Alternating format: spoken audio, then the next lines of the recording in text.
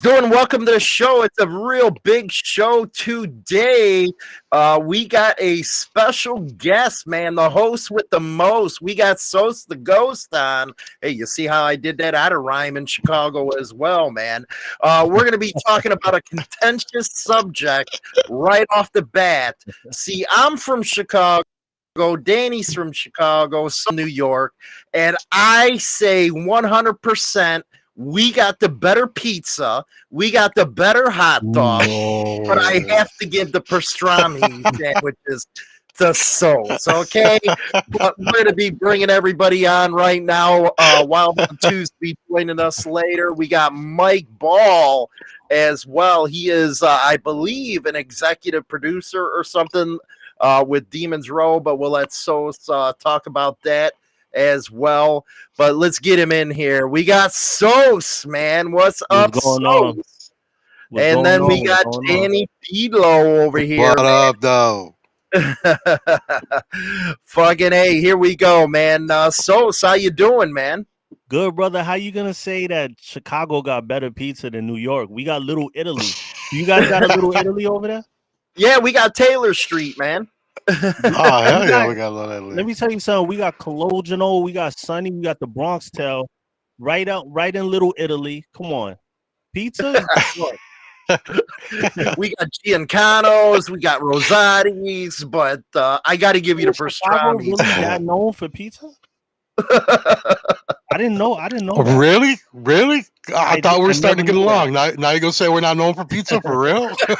I thought Chicago was more like Irish. I didn't think it was as Italian.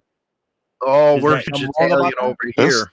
it's kind of both, really. It's like everything, man. I mean, we got Greek Town, we got Chinatown, we got Little We Italy all too. We got man, it's everything, man. And then Humboldt Park is all Puerto Rican, so we got the Puerto Rican food on lock too. So we Oh, good. okay. We got all well, that good stuff.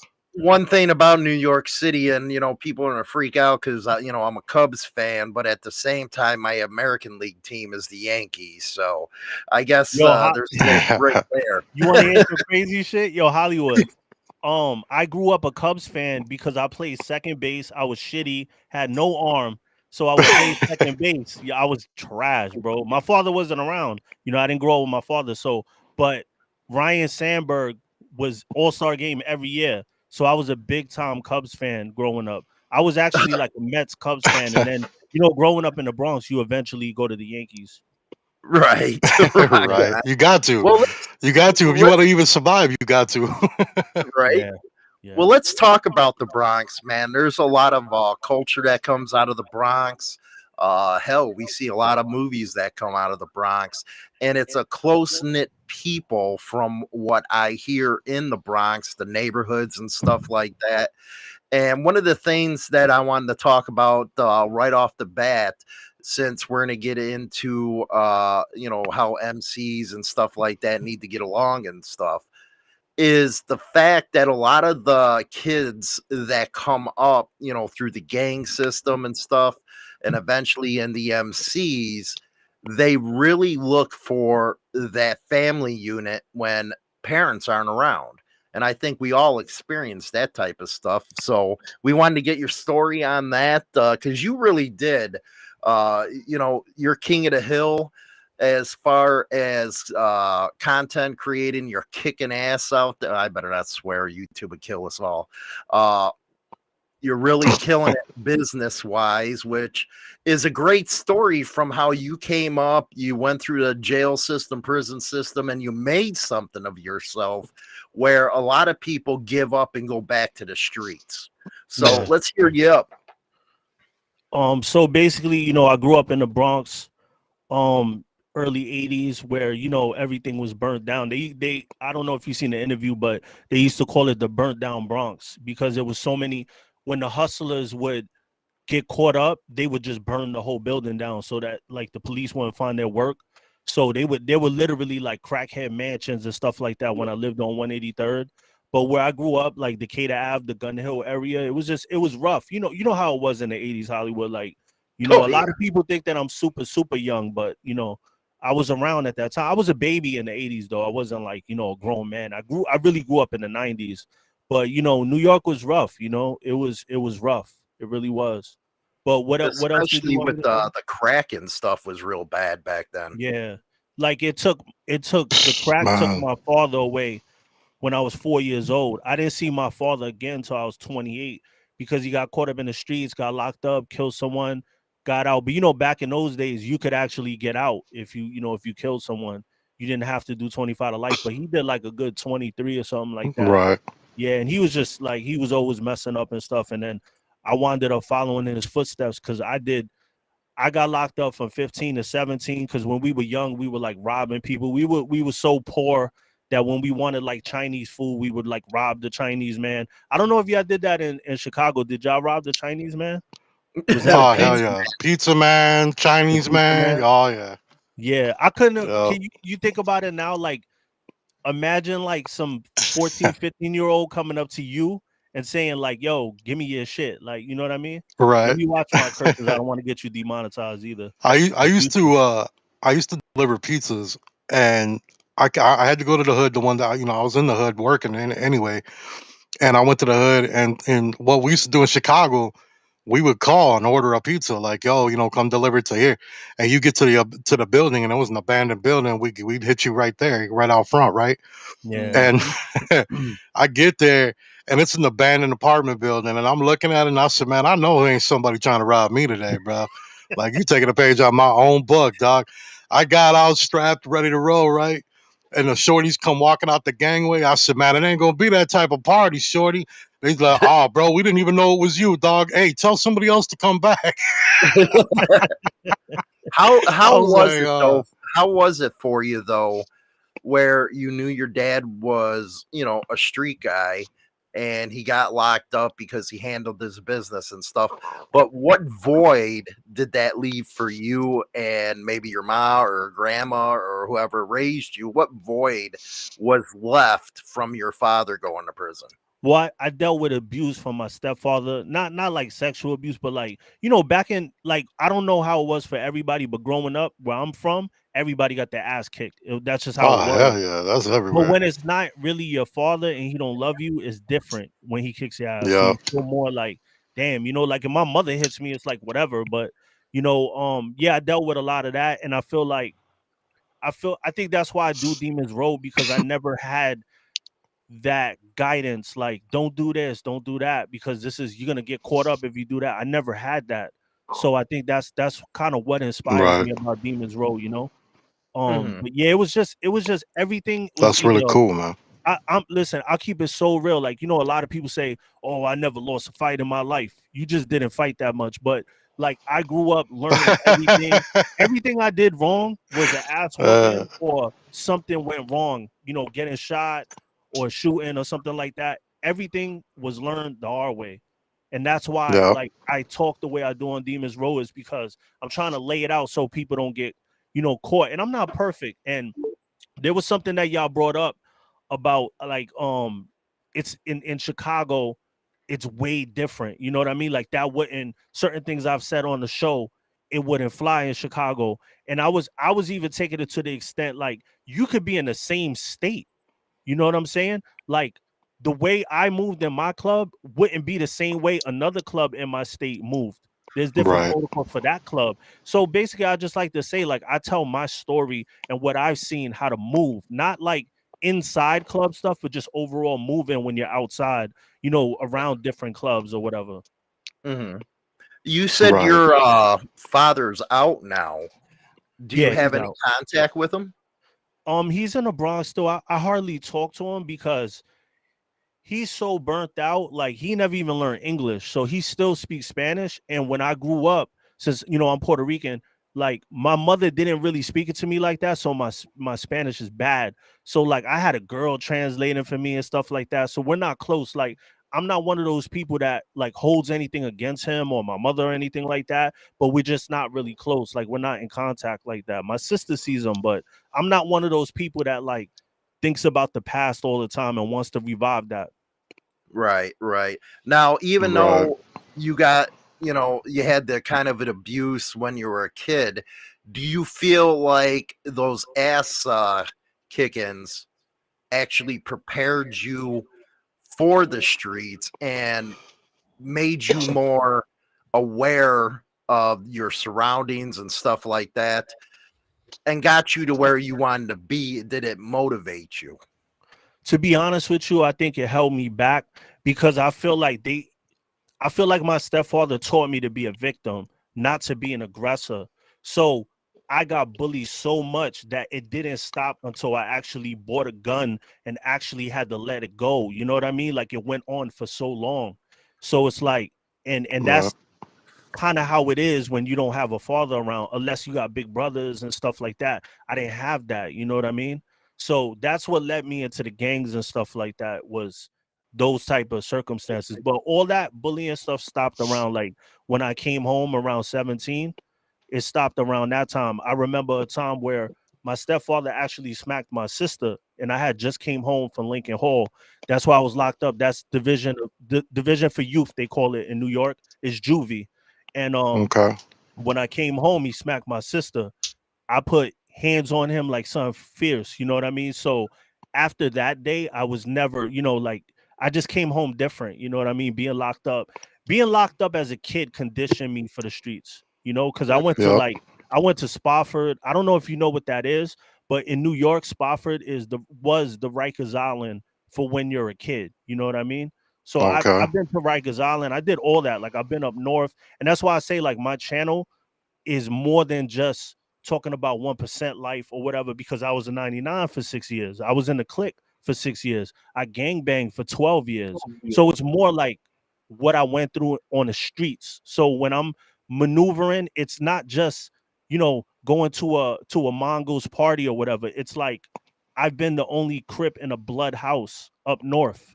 That type of, you know, how to move when you're That out ain't no somewhere, fun. because it's crazy. In New York, bloods run the jails. So where I Okay. was at in Gowanda, there was like 10 of us that was Crip. It was everybody else's blood. It was like 60 bloods in the whole jail. So it's like you got to be a certain kind of cloth. And I always found myself in those underdog kind of situations.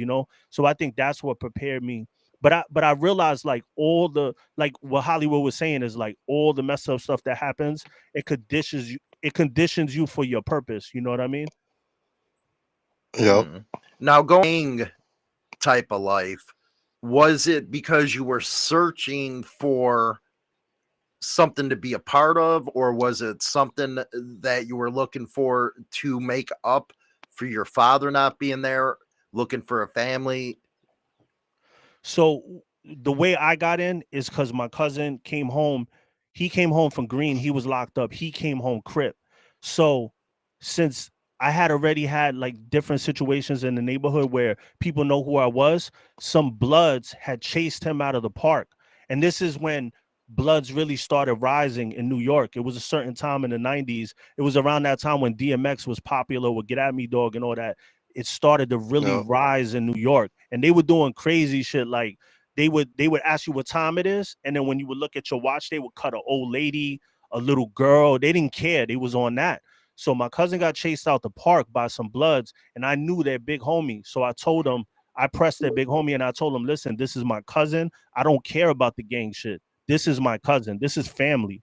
So when you see him, stay away from him. So he respected it, and none of the Crips had my cousin's back. And people are asking, it was Grave Street. Um, None of the people had my cousin's back that were Crip. He came home from jail with that, and there was nobody else in the set. So instead of like when it first happened, I told them, I was like, why are you down with this? And you got beef with people in your neighborhood, but you don't even have a set. None of them are out here. I was stupid, and I did the family thing. Oh, he's my family. He's knuckleheaded. Let me get down with him. I should have steered him out of it, but instead I was like, he's not going to change. And I started having other situations where I started putting hands on certain Bloods in the neighborhood. So it's like I'm already labeled as Crip, and that's my cousin. So I'm not going to let Right. that happen to him. So it snowballed, and then before you know it, it was like a long time that I was in it. Right. So you Now, so you figured uh, kind of like I did back in the day with the club stuff, is you got involved to protect him because you knew you weren't going to stray him away, right? Yeah, yeah, Yeah, yeah. I feel you. do you feel like we're going to get to the clubs in a minute, but with the gangs, they got a lot more different than even when we went through it. Mine, I was real early 80s. It was a lot different compared to your generation in the 90s where it got a little tougher. But now you have stuff out there like in Chicago. You can't even walk on the west or south side. It's Chirac out there. Yeah. Everybody's shooting at each other. Mhm. But on your side of you got MS-13, which is way wicked out there in the head. We hear about that all in the news. Is that something that is actually happening, or is it news hype? I think overall crime is just up because of everything that's just going on in New York. Is just it's New York is just a messed up place. It's hard to get work. There's so many jobs out there, but it's hard to get work. People get felonies so young that you just can't get work out there. There's so many people No. trying to push for the same jobs that everybody's trying to hustle or do something sneaky to get money. It's just, and everything is so expensive. You know what I mean? The Mhm. worst, No. the worst one bedroom in the worst area is probably like $1,000. In a bad area. So it's just everything is just so expensive. No. Oh yeah, expensive, especially when you talk about housing and stuff like that out by you guys. Damn, Yeah, it's No. yeah, crazy. it's crazy. It's crazy. So, your experiences as a banger led you into looking in, and do you believe it's a step up, or it's not even on the same plane when you get into a motorcycle club? Because I always argue MCs ain't gangs, and regardless of what the news says, it's only a few individuals that do stuff. But we have to face the fact that a lot of people that were bangers get into the club, but I think their whole ideology and their thinking changes. Do you feel like it was a step up, or it's just something you wanted to get a part of, get a regular family, where they help you out, and did it change your mind thing? I think that it's hard to say because I'm not big on rules. I've always had a problem with rules. But I definitely think that when you're young, I know some people might not like this, but I think the gang shit is the young boy shit. When you get older, you ride and stuff like that. I think the club shit is more some grown man shit. You know what I mean? In my opinion, I Yep. think it is. But honestly, Mhm. like I always say this, I stopped getting locked up when I got in the clubs. When I was banging, it was in and out. You know what I mean? So Yep. Mhm. I think the clubs is a way better option for some young kids to get into. Mhm. I Where do you agree. where do you think clubs are missing? Because now we got an average age of maybe 36 to 40, when in the earlier times when I came in, it was maybe 25 and up. But the younger kids just ain't getting involved, and that's motorcycling in general, with getting bikes and stuff. What do you think's going on where younger kids don't want to be involved in any type of organization? Don't have to be a club, it could be like the Moose, Masons, any of that. I think a lot of the young boys is like basically what they tell me is like they're not feeling all the rules and stuff. Like clubs got too many rules, and they used to just doing what they want to do. I think that's a big part of it. Do you think that's from a lack of discipline? Oh yeah, definitely, definitely. MCs came from a lot of military people too, and Mhm. like where I grew up, there wasn't too many people going Mhm. to the military, so I think that's part of it too. Right, right. So You like know what? you said, they don't have You're the on structure. you're on the same level as I am politically, we know. But Yeah, there was always one thing that I always thought would better, our country as far as the kids are concerned, because other ones do it. But maybe if you're not going to go to college, you do 2 years in the service. I agree. I agree. Yep. That's one regret that I have in my life. Shout to Six Skulls MC Jimbo too, because we just did an interview. Um, that's one regret of mine is that I couldn't serve. I got my felony at 19. I had a Navy recruiter. I went through everything. He was ready. He came with me to court. He told the judge, just don't give him a felony. I'll take him right now with me. He did everything he has to do, passed everything. and the judge would not do it. He just gave me the felony, and for some reason at that time they weren't letting people in with a felony. Right. And that's a big regret. That's similar to what happened to me, man. I like literally the day I was gonna join, I decided to wait until the end of the weekend. I was gonna go in Monday, and Friday night I caught my first felony, and that's what like directed my life from there on. Yeah. It's one of my biggest Well, we regrets too. got Carlos here, my crime partner. How you doing, Carlos? Yeah, we can't hear you, so we'll keep on going on. Audio problems. There you go. You hear me now? Now we can hear you. God Now damn we it, can hear you. audio. Unfortunately, yeah, we hear you.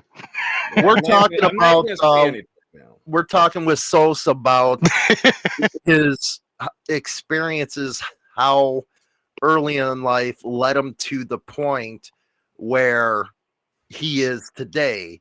And like I said earlier, a lot of people that go through his situation, they don't have the drive to go where he's at now. Instead, they fall back onto the streets. And that's what a lot of people don't find hope or don't set goals like he did. And now he is starting to build a media type of empire, if you will. What's your Carlos? Well, I mean, that just shows an example that it's not just the regular what people will say. Because when you leave the streets, people think people will fall right back into the streets. And I know a lot of guys that were in prison before the MC got into MC, but that's not that might have changed his derailment a little bit. But him himself had the motivation itself to do what he did. So many people will try to get on YouTube. People love to, like, they quit their jobs, do things to do something love, but you have to learn the things you hate first to do what you love. And what he probably did, because I mean, if he does, do you do your own editing, all that shit? Yeah. I mean, I always told people, I go, man, he does his thing no matter what. I mean, he puts awesome thumbnails, awesome editing. He has a great entertainment program itself for viewers and for people to actually see, but he stepped it up. I mean, you have a lot of YouTubers that complain themselves and don't know where their numbers are. You put in the work. The result is the work that you put in. Mm-hmm. And it just shows an example that you can use your mind no matter where you come from, where you've been, and utilize any weaknesses or strength to come out ahead to help yourself in the future. Either you fall back or you don't. I mean, there's no one else who's going to help you out in this life than yourself. You can put the tools in front of you, but if you're not going to do anything, I mean, there's plenty of people, they have the opportunity. You give them $1 million, they'll blow it quick. But you give the right person $1 million, they'll triple that. So, I mean, that just shows a testament to him itself. And it shows that, hey, just because you come from the street, wherever you come, you're not an idiot. I mean, you don't have to have a degree to be smart. I mean, there's plenty of book smart people that can't do shit with no common sense. Yeah. So, I mean, that's one of the main things. Where did your drive come from, Sos? Where did your drive to say, you know what? I'm going to make this. I'm going to be something. I'm going to make Demons Row worldwide known. Where did that come from? Did it come from the heart where a lot of successful people go to make it happen, their drive, and just saying, hey, wait a second, you know, I'm not going to let this keep me down or that keep me down. I'm going to make my own future.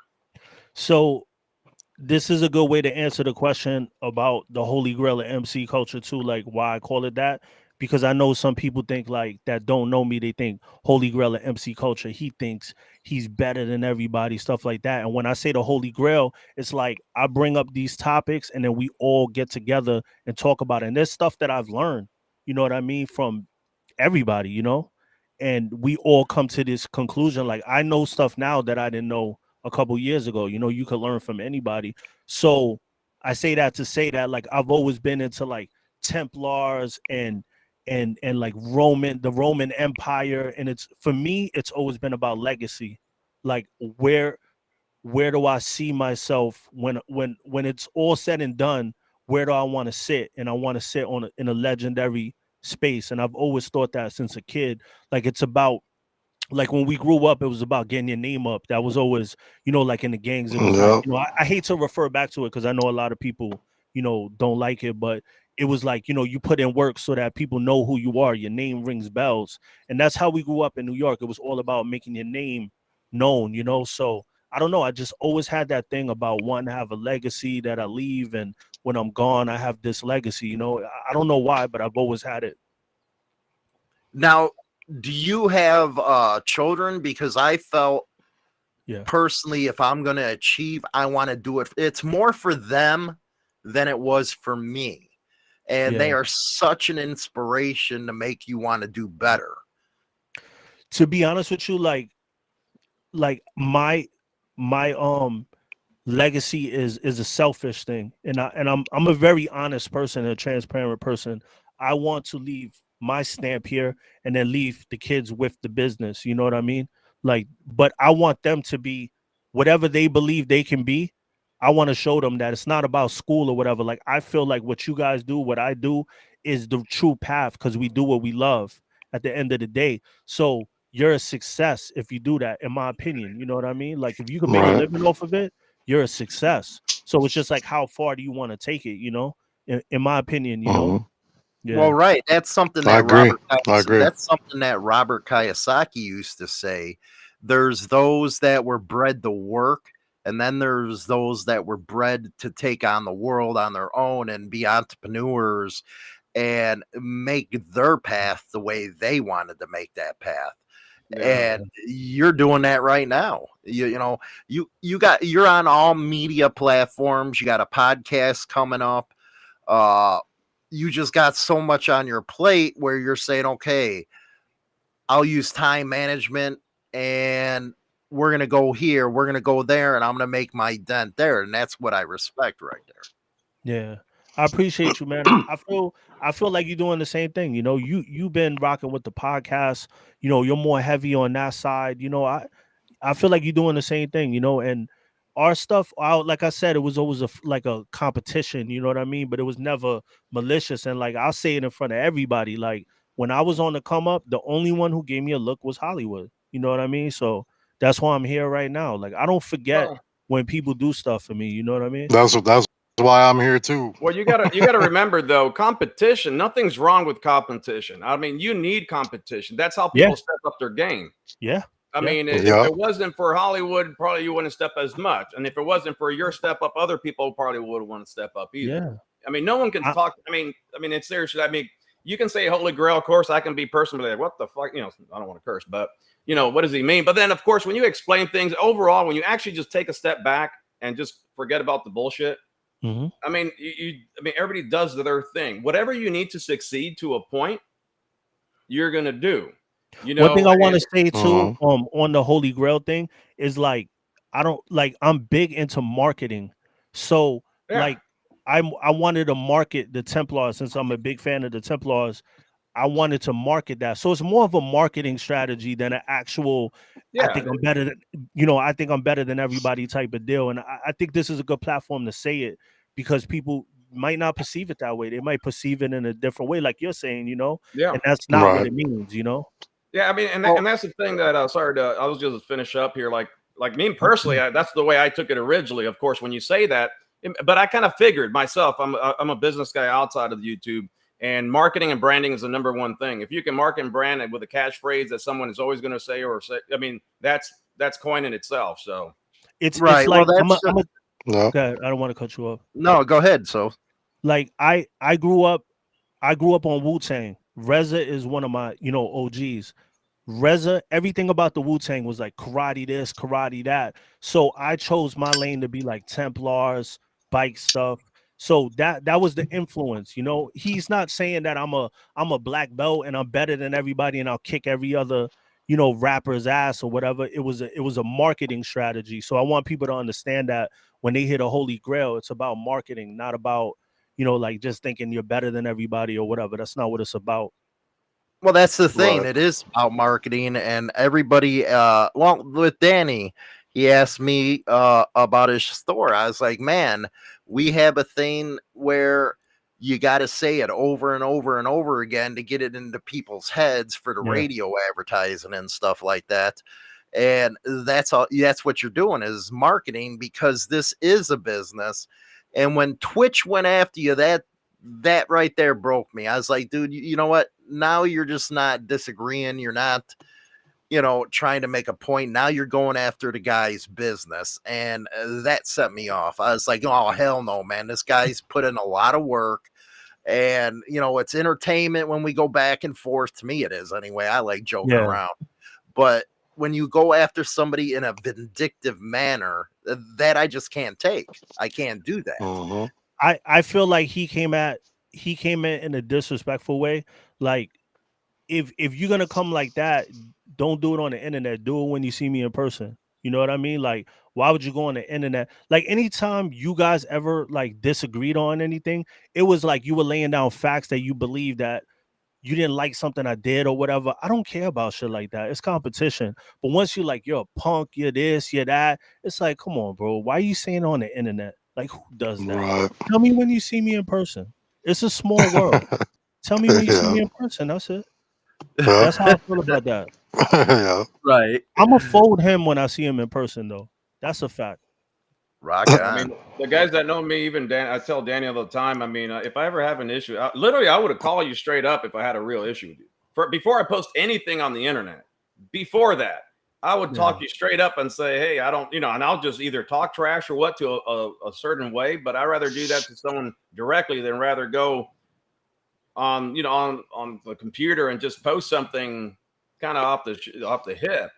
Yeah, and you got to think about it. While like I never met nobody in person, so everybody that's saying whatever about me, they never met me in their life, So this dude to jump on the internet, be like, "You're a punk, you're this, you're that," like you don't even know me. You never met me in your life. I didn't even know who he was.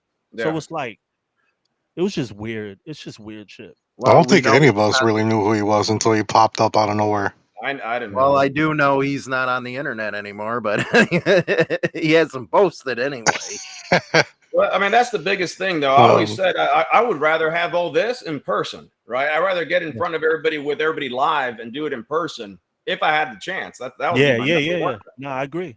Where we gotta go to a Cubs game, Hollywood? I gotta come out there. We gotta go to the Cubs. Hey, Sose, man, you can't say the Cubs or anything with my old lady. She's a diehard Cubs fan, and she. Oh my God! Wow. I took her to a Cubs game this past summer. But you can't play with her, man. She no joke. Danny knows. Well, we're all jumping in the plane with Carlos, and goddamn right. Going to a Cubs game. Doing Demon's Row, you were just starting out. What did you think you needed to do to grow to where you are now? Was it the marketing? Was it the editing? Because your editing's kicking. Thank you. I started with hip hop videos. That's why I'm good at editing. Like I used to shoot. I know you guys probably don't know, but like French Montana, he's a pretty known artist. I used to shoot for his team, the Coke Boys. And I know who that is. Yeah, I know you knew. But I used to shoot for the Coke Boys. So I actually had experience shooting videos and editing and stuff like that. So when I stepped in, I knew a little something. I never went to school or anything, but honestly, Hollywood, I just watch tutorials, bro. I just keep educating myself. That's all I do. I think that's the key, is just keep learning, I research everything. YouTube is a beautiful thing. Same way everybody come on here and try to learn something from us. You can learn stuff about everything, editing, lighting, cameras, That's how I learned it all, Well, it's like Elon Musk said. I mean, you can learn anything education online. You can, if you want to learn history, learn it online. If you want to learn how to do math, you can do anything online. You don't like degrees technically is semantics. Yeah. You can learn more on the computer. Right. Well, you guys were talking about that music. I'm sitting here thinking, man, I only know David Allen Coe and all the old guys. Whatever. Now I was gonna just crack on the Puerto Ricans that don't speak Spanish, man. But New Yorkers are like that, though. Yeah. My boy Cowboy, he was with a big club out in the Bronx and stuff, and then but he speaks a little Spanish, but. Let me tell you something. Wow, I hated it because when I was locked up, since I was Crip, I couldn't. The Puerto Ricans were scared to chill with me.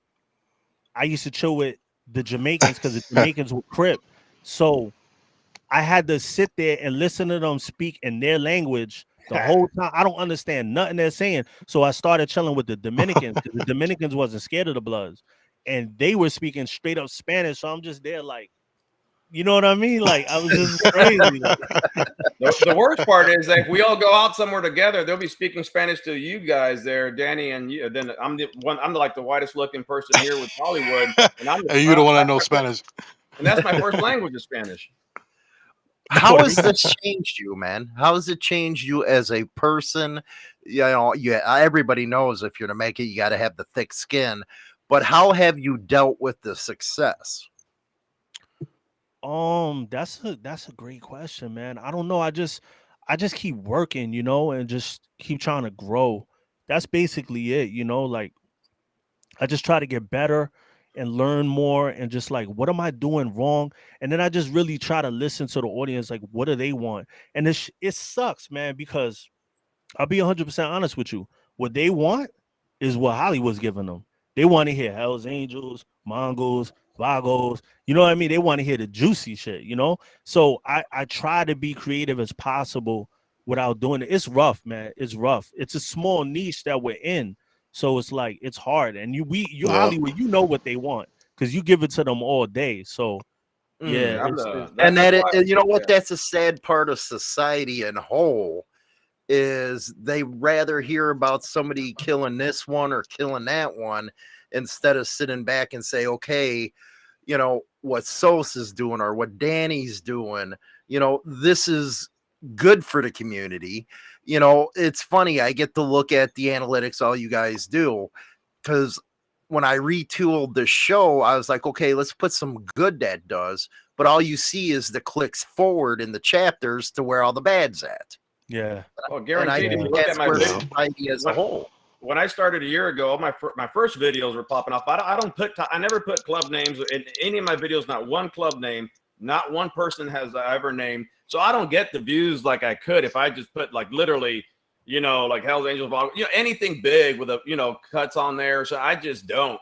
And it's something like I said, I have a different view on it in general. So that you can see the reflection. Yeah, if y'all ever noticed, I never mentioned the club name. Yeah, I right. respect that. Well, that's you know what? Only one time I mentioned the club name. I think it's hard because, to be honest with you, like me and Hollywood get hit up directly by clubs. Like, yo, listen, can you talk about this? So sometimes it's like it's big homies that's hitting us. I got to say the right way, presidents and stuff like that, because I still have my, you know, wrong terminology or whatever. But it's like it's certain presidents and high-ranking members that are like, yo, this just got spent in the media and they're not giving it the right justice. Can you say something about this? So me and Hollywood deal with that a lot. You know what I mean?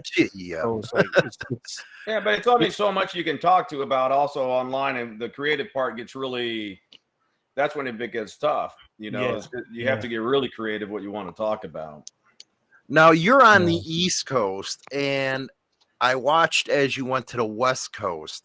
What's the scene difference between, and I know the Midwest is like in Yahoo land, but you know, me and Danny talk about it all the time. It's like, damn, we go to a bike night and it's all hairy, old ass people. But you go out to the West Coast, you got some babes. Yeah, then you go on the West Coast, man. They got bad females, badass bikes, good music, everybody having a good time. Yeah, out here, it's like a bike night out here. It's a bunch of support clubs, a couple of dominant dudes, and a bunch of ugly ass women with ugly ass bikes just hanging out at a bar. That's what a bike night is. Yeah, it's sad. I love California. I'll be honest with you. Like, the women are all beautiful. There's so many clubs. It feels like there's like a million clubs out there, but they all respect the big bros out there. Like, they don't play with them. But it's just, I don't know, man. I feel like where we're from, I feel like the nicest bike is like regular compared to California. Like, they do the most. Like, their bikes are amazing. It's art. Like their cars. You know, like the low riders and all that. It's just, I don't know, man. I love it out there. It's just so expensive. I was gonna move out there, but it's just so expensive, you know. Did you ever think about Vegas? Yeah, it's super expensive to live out there. I was thinking about that. It's funny that you brought that up. Yeah, I was thinking about that today. What do you think about? What do you think about there? My vote's always Miami, just to throw it in there. Just to throw. You know what it is about Florida? Florida is too muggy. I would be upset all the time out there. Yeah. I can't Not me, be man. hot There's a like bunch that. of titties all around with no shirts on, and all the Hispanic women. It's so humid though, man. No. How was your The women are bad in Florida though. They're definitely bad in Florida. How was your reception out on the West Coast? More love than on the East Coast. More love. It's Really? insane. Yeah, I think that makes sense. I didn't even like Mike. You know what it is like Mike, the people that, you know, without saying too much, the people that he knows are so high up that like when we're moving around, it's like it's just so much love. Like everywhere we went, it was amazing. Like I couldn't even believe it. Like I didn't realize the reach of the show and stuff like that. It's just more, I guess, because the scene is just so much bigger. Like where we live, it gets cold, so less people really ride like that, you know. Do you think sometimes like you're only it's like people that you're closest with are the ones that actually want to see you fail? You know how that there's a weird saying like that. So like kind of the East Coast. Yeah. Just like when you work somewhere, if you ever work somewhere, let's say you all your life you grew up somewhere, you're a little kid that was working hard in a little grocery store, then you became the manager. But everybody that works there always sees you as that little kid that worked there. They don't really see you moving up in that area until you go somewhere new that no one sees you. Yeah. So it's kind of similar. Yeah.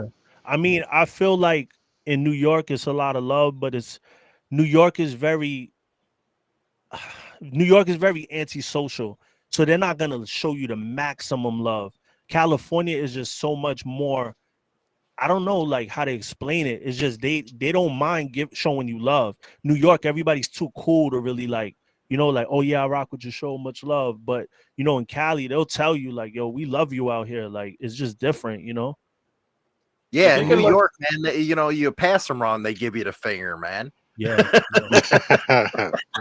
Yo, let me tell you something, Hollywood. Like, I would know, I always tell people this, like where I grew up on Decatur, I would know people's first and last names, and we would walk right by each other, not say shit to each other for our whole lives. Like, that's how New York is. Like, you can know, I would know, like, I'll walk by this certain girl, I know her brother, father's name, everybody. And I would never say nothing to her. She would never say nothing to me. We just walk by each other. It was the Twilight Zone. I was gonna say, if you can do anything all over again, looking back through your journey, like from YouTube itself, what would it be? And do you have any regrets or some redos, if you would? If as far as just YouTube or in life? Yeah, just YouTube creator, not life in general. Because usually I can't really actually what you went through in life was what got you today. So there shouldn't be regret to that. Because no matter what, we don't have a crystal ball, so there's no way to see how, even if you changed what you did, you know, wrong, but whatever you did brought you to where you are today. But from YouTube, I meant. I feel like your mistakes are what makes you. So I'm starting to learn that like you learn more through your L's. So when bad things happen, it's to prepare you for the next level. So I wouldn't really change anything, because if I do, then maybe I wouldn't be on my path, you know, if that makes any sense to you. Yeah. As far as like, let me think, on YouTube. One thing I would have did, as far as like all the stuff that was going on between me and Hollywood, I would have just called. If I could rewind time, I would have just hit up Hollywood like, yo, listen, bro, you had my back when I was on the come up. This is little, you know, YouTube shit or whatever. And I think we just let it fester a little bit too much, you know, and then it became a whole mob of people that like, you know, were against me or whatever. But that's one thing I would change, because me and Hollywood always was, every time we ever talked, it was like we were good, you know, and he showed love. So I think that's one thing that I would have did as far as the YouTube or whatever. Yeah. Sometimes that's the quickest way to get over something, is actually just hit it straight on. Yeah, just people talking, and he takes that experience of that issues with us. It's on a minor deal with YouTube, but now that, you know, the name of the show is Peace on the Streets, Time to Unite, which is a big one, that kind of stuff that we were going through can start wars at that point on the streets and on, you know, in clubs.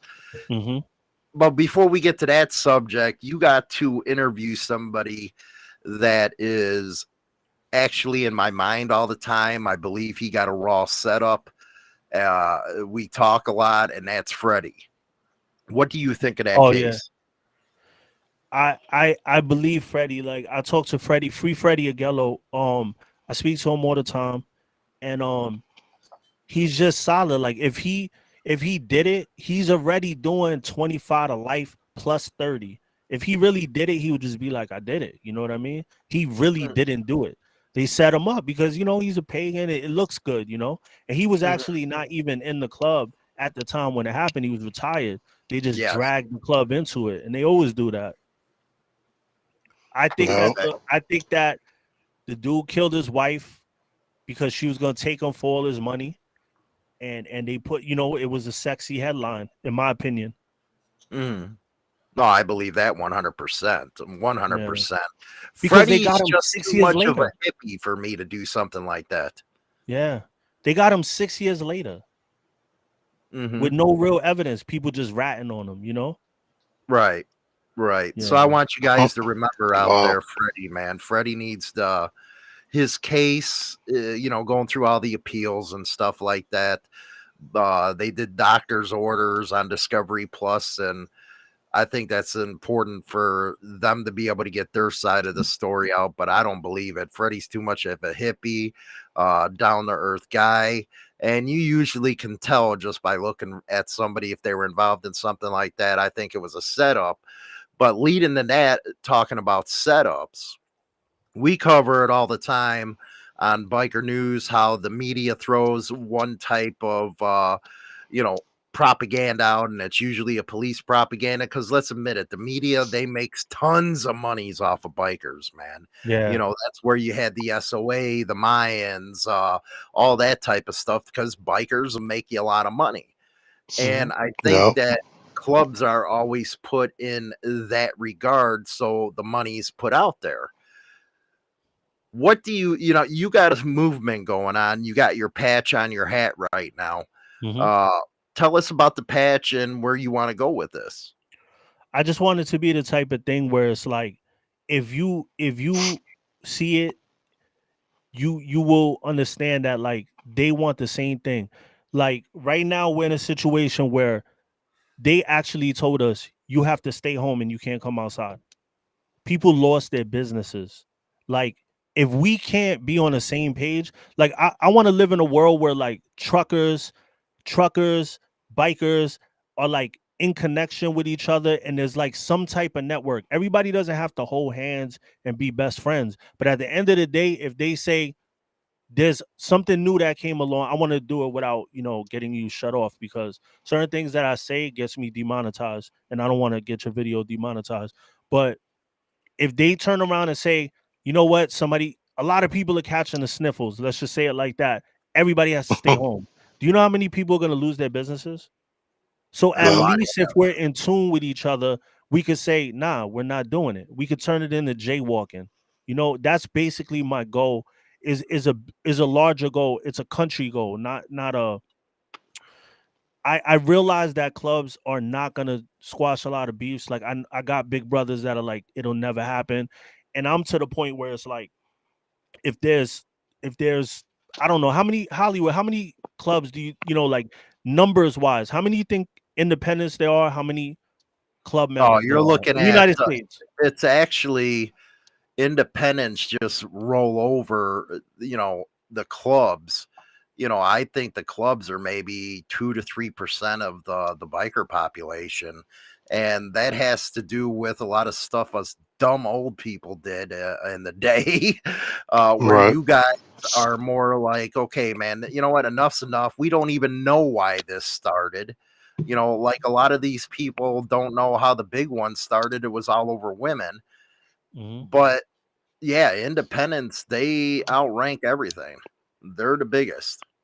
Yeah. So what if like 92% of the people all were like at least in tune to the point where if they're like, like something happens, and let's talk about, I'm trying to say it in a way where you don't get demonetized.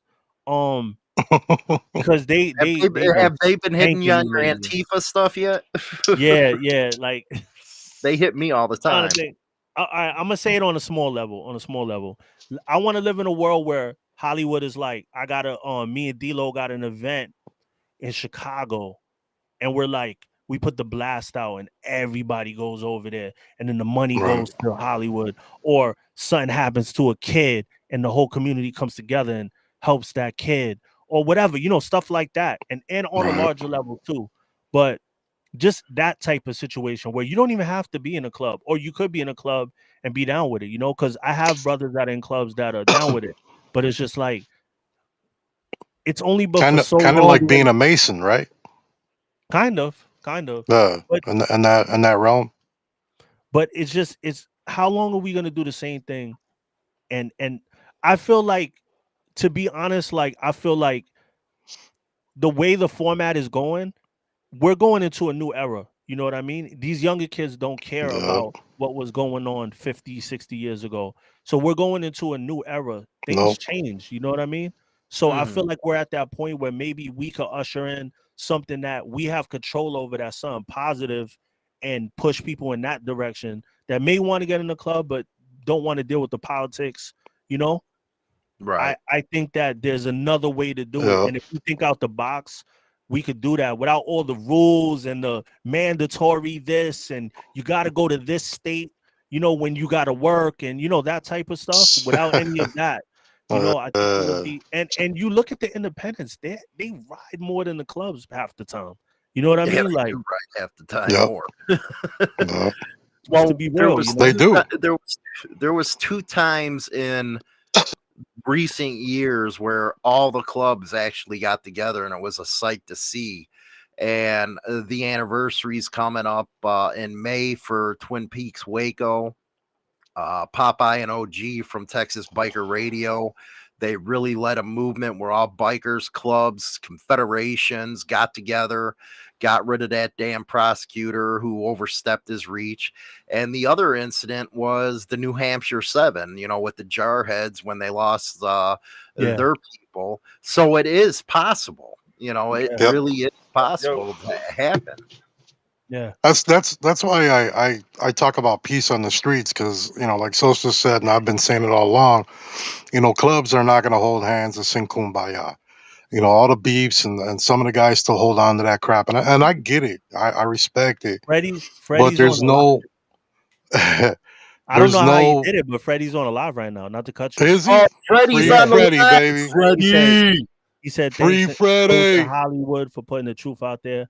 Hopefully get a good civil attorney and start its cutoff. People like the doctors, orders, producers, and BS presented as truth. Yeah, he has a channel that he used to do his music on, and somehow, I don't know how they do it, but I've been talking to him through the JPay and stuff like that. So I think he has somebody that like has it playing for him, and then he'll say, "Yo, tell Hollywood and Sose this," or whatever, Right. I really believe in his cause. I really do. And it's something like he's going through right now, or some of these other trials that are happening as far as RICO that's going on right now, that people do need to unite. And we learned that from the Vagos. Well, my camera. Oh, I'll put him out here a sec. We learned that from the Vagos in Las Vegas when they stuck together and they beat the government with this RICO stuff. Now, RICO wasn't originally intended for organized crime like the outfit, the syndicate, or the mafia, for you guys. I keep on giving Chicago terms, but it was used for that. But then bikers, they seen, were like, okay, they're a strong group. There are a lot of veterans in there. We don't like it. We get nervous about it. So let's go after them for every little thing. And when you see these RICO cases, it's like, okay, we're not going to put on tinfoil hats. Yeah, nobody's Boy Scouts. But 5 people, you're going to say, represents a whole motorcycle club where they're working 9 to 5 or working 13, 14 hours a day. The whole club ain't a gang. Mm-hmm. And I really wish, and Sosa know what I'm talking about because he's from New York, I really wish that clubs, the bigger ones, would form a commission-like type of deal, because there is motivation to stick together, just like they did in Twin Peaks and New Hampshire to get it together. Yeah. I think like most of the sets are like split into two. So I think it's possible that if in the future, like when major stuff goes on, because y'all know, like I'll be on the politic tip too, and there's a lot going on in the country right now, that people don't know. Right. So it's like I want to talk about deeper stuff. That's the only thing I hate about YouTube, Hollywood. It's like you can't really say certain things, yo. I hate it, man. But Right. a lot of people I see a lot of people saying that they're glad that us three like linked up. It feels right too, like our vibe. Yeah, It it makes does. sense. You know what I mean? It definitely does make sense. Well, you need to It get definitely your does. BitChute and your Odyssey. That's where I talk a lot of, or Rumble. Rumble's real good for that too. Yeah. But that's why I started that online radio station, is because I got sick of not being able to say what I wanted to say on YouTube and Facebook and Instagram and TikTok. I get taken down all the time, and I don't even know what I'm doing wrong. Yes. Man, don't even get me started on TikTok, bro. I'm on my third page. I should have like 3 million freaking followers on there by now, man. But I got 18. Instagram Like, come is on, man. worse, man. I'm getting taken down on Instagram all the time, and I didn't even know what I did. I'm not But on Instagram to much. show I don't really post much. that we do got to unite, because it's dangerous. And the club stuff aside, man, the biker stuff aside, it's dangerous as American citizens when you have that type of censorship going on. Hey, could you hear me now? There you go. Sorry about that. That's what happens when you have we a dog. can see you too. We're not looking at your ceiling. My damn dog got in here and just ripped a hole through the cords, and blame the dog. He want to speak his piece. He want to speak his piece. Yeah, right. He smells Danny D-Lo's toes. He's like, man, I got to get on this. I just want to say about unity itself. A lot of times that we have to remember that it's going to be impossible to. We have to know.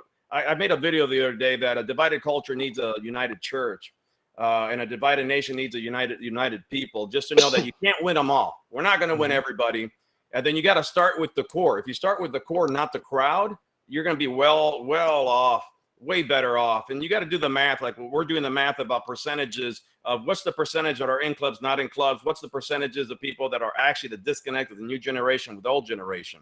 And then you got to focus on what you agree on, not what you disagree. You can't explain why twice as much as you can explain what the what and the how. So, the solutions are better than giving, like when you hear people always talking about, we're going to be running circles. That's what we've been doing. Right. Yeah. And then the way society is now, if there's not a tragedy, just like if there's a hurricane that just destroys like Houston, like or Louisiana, everybody got together there. People that hated each other helped each other. Yeah. So I'm hoping that it doesn't get to a point that it gets so bad that we're going to have to do something similar. So that's why, as long as you start with the core, and that's what right now, what you guys are doing is kind of starting more with the core and working out compared to trying to wrangle everybody through. Yeah. More of an idea, but I really do believe that things change. I know a lot of people always think that, like, realistically, like, I think the Romans thought the same thing. Like, they would be on top forever. Nothing lasts forever. And people got to realize that, times change. So I know we're very entrenched into the biker world, but I feel like I've lived outside of that and inside of it, and I see that you can always evolve and do something different. Mm-hmm. Well, we'll be taking questions later on, everybody, but I wanted to continue on this conversation of, you're doing a lot more intense type of subjects on your channel. And one thing that does get me is when we do talk about them type of subjects that are intense, what's going on in this country, for one, because it's very important to talk about. You get people that comes back and says, well, I thought you guys were a biker channel. Well, wait a second. Why are they trying to put us in a box though, Hollywood?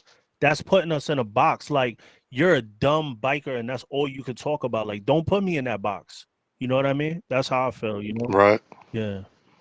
Why do you That's think why I that try is? to talk about a little something different. Why do you think that is, Carlos? Where we're American citizens, we need to work together. We're a big voting bloc, man. The bikers, we've seen that in Texas.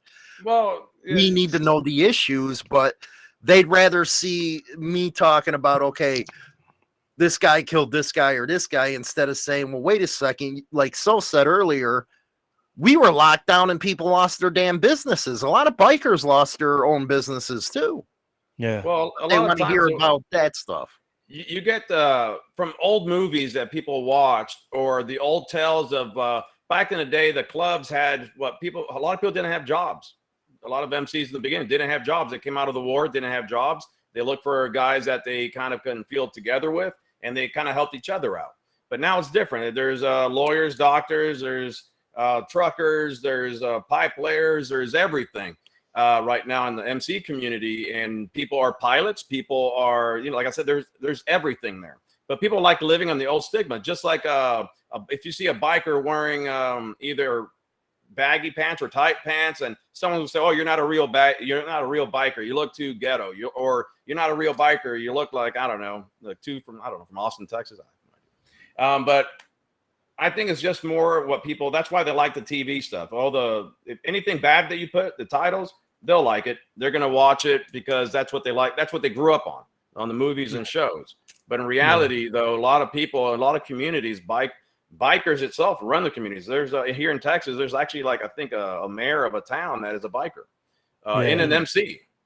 That's why, I don't know if you noticed, but whenever I touch on something in the news, I try to expose how let's say whatever topic, the pagans, whatever. I try to talk about the fact that it'll be one pagan that got caught up. He was doing something, hustling, whatever he's doing, and they make it seem like it's a club, conspiracy.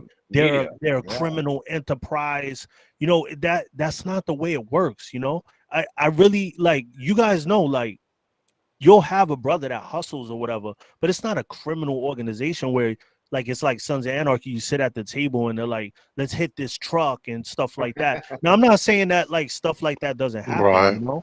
But overall, the consensus of clubs, it's not the way it is, Well, that's kind of, you brought up a damn good point right there. A freaking damn good point. During Freddie's trial, it wasn't about Freddie. It was all about some incidences. They put the club on trial to convict him. And that's something we need to be very wary. They've been doing it all over the East Coast because I've been covering it to the pagans. But that's the thing that they do. They use the trial at hand to go after the club. And one of the things I always said, and the old guys that I learned under as a kid, my great uncle, he's anyway, they use that summation, which means when you plead guilty, you got to say, yeah, I did this, I'm part of this and this and this. The summation is the most damaging part of a trial, because now you're saying, okay, the club's a criminal gang when they're not. And the thing with Freddie too is that they had a whole TV special out painting him as a monster before he sat in front of the jury. Exactly. Any good lawyer will get that thrown out. You know what I mean? Because of that in itself. Exactly. And that's one thing that in biker news, and like you said, we talk to clubs behind the scene and stuff, but there's a lot of stuff they can't say.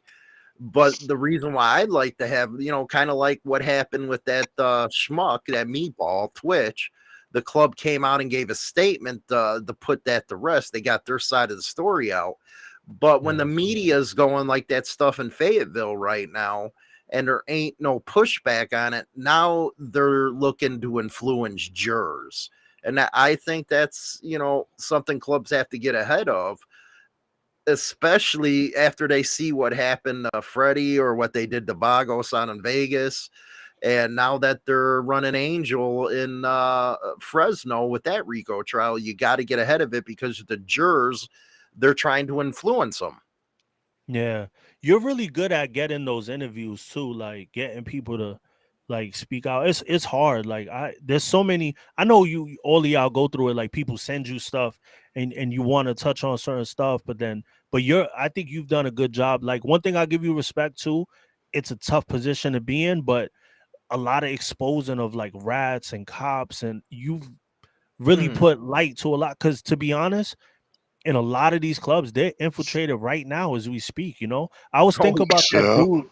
I always think about what that dude Finger said on that thing. He said in every major club that had any type of media attention, there are plants in the club. And I've noticed, guaranteed. I think that those are the people that keep wars going.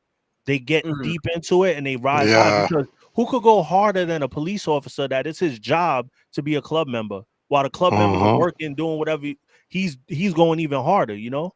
You can So, hit the and Right. they're rattlesnake like entrapping that. people and And then the minute that there's talk about peace and let's chill and unite with these guys, then boom, they're the ones that set it off again. yeah. Mhm. Well, that you brought up a good point. So what do you think about an ex-cop? And I knew when he did it because I was around that time. We knew exactly who he was. He took down one of the, we're not going to get into that part, but what do you think about an ex-cop, an undercover coming out and trying to teach people how to, do motorcycle club stuff? I feel like you were never in it for the right intentions. So what are No. you really gonna tell us? You was in there to just to destroy everything and bring it down. So what could you really tell us about being a brother? He reached out to me too, but what do I look like, having a conversation with a fed? You know what I mean? Like, Yeah. nah, I get killed. Going the people that are like, yo, I love your show, will be the same ones that snipe me as soon as they see me at an event. Well, that's the largest. Yeah. The largest criminal organization is the government, and then you have Yeah. like whatever their detailed definition of an organized crime. All in unison, wearing the same insignias, colors, everything. I mean, they just write the definitions about themselves. And just like back in the day, if anyone disrupts what they're trying to do, like you think, like let's say for drugs, you really think that drug enforcement would ever stop drugs? And no, it keeps the funding coming too. They Yeah. keep feeding it in there. They keep feeding the streets. Same thing with anything else they do. This is why I've been saying, like, on my channel, and I'm trying not to get Hollywood banned, but that team out there that burns buildings down in Seattle, they have different states where they have burned cities to the ground, and there is no RICO on them, but there's RICOs on Mhm. these clubs that they've been infiltrated for 2 years, and the worst thing they could say is like, they caught people with like this is the thing, they'll say like 30 guns, they put some cuts there, and it's like they got it from like so many different people, like it's personal straps. I know people that have 30 straps in the crib, just Come their to own come to person, you know what I Texas, mean? man. Come to Texas, and every house is going to have more than 30 freaking guns. Yeah. Well, So he if they brought really have Yeah. something on he them, why brings would up they a be there damn for 2 years? he brings up a damn good point. When Minnesota, flew off, they were blaming the 81 for starting that AutoZone deal. Yeah. So he's point on with that. Now, one thing I do like about what your movement's doing is you do target the independents more, I believe, than the club stuff with your Time to Unite stuff, because if you bring the independents into the game, you start building the movement and the numbers and stuff like that. Yeah. Well, and then also like you said, most out of the percentage that go into MCs, all were independents. A lot of them. Yeah. So I mean, Well- if they can come in with that mindset into an MC, if it can be a little contagious, that's not a bad thing. Yeah. Mm-hmm. Right. Yeah. You guys got questions, you can put them in the community chat right now. We got Sose, the Ghost and Pound Ghost, and man, everybody knows about that. We'll have Mike later on in the show talking about Mike and how him and Sose got together. It's a real cool story right there. But go ahead, Wild On too. I know you got some questions. Who for me about shit. Movement, because some people are going to. I'm just here, I guess. He screws it up. Well, a lot of people are going to look at the patch and might say, "Hey, is he trying to?" I'm just playing devil's advocate a little bit, right? Is he trying to just sell things for his business, or is he really trying to make a movement? And what other steps would he try to do? Your mic went off. Your mic went off. Go ahead, Sose. I'll put this out to you until he gets back up. Hawk 43 says, What is y'all's opinion on clubs dropping the territory patch and just putting the year established and getting back to the basics of brotherhood, writing, and partying? They would never do it. No, they would never do it, man. And really, Yeah. I mean, why should they? You know, they earned that. You know, my thing with the peace on the streets thing is, like I was saying earlier, you know, we're not gonna have unity, like true unity, but peace on the streets means everybody just stop with this fighting over territory. Like, you know, like Ghost said earlier, you know, you might have one or two brothers in a chapter, you know, that's involved in some stuff, but when I was in the club, when he was in the club, when any of us have been in a club, we were never involved in like heisting a bank truck and all that stuff that we see on TV, right? Yeah. And when you think about it, it's like, okay, so ain't nobody making any moves, ain't nobody selling women, ain't nobody selling drugs, ain't nobody running guns no more. So what the hell are you fighting for besides your ego trip? I just I want to mean, say that's all something it really too. is at the end of the day. I want to say something too because Twitchy Fingers is he's saying, but clubbers have special powers and indies don't, and that's it. That's division talk. Like this isn't an Yeah, anti-club movement. This is not that. So you saying that no. is just is more further divide. You know what I'm saying? Like that's not what this Yeah, is about. and that's the problem. We got people with those kind of attitudes that don't get the whole idea of it. You know Well, what I that mean? I mean, Yeah. you're fighting. You want to fight and you want to argue over nothing. Nobody's running anything. Nobody really legally owns anything. So what's the point? well, my You thing, it know, goes. if there ain't money involved, then why are you fighting? Hey, That's Mikey, basically can it. you put the link to the patches on community chat? I can't do it right now. Can you guys hear me I'm now? going to be buying one, so you guys better be buying them. I hear you Go now, ahead. Wow. Go ahead.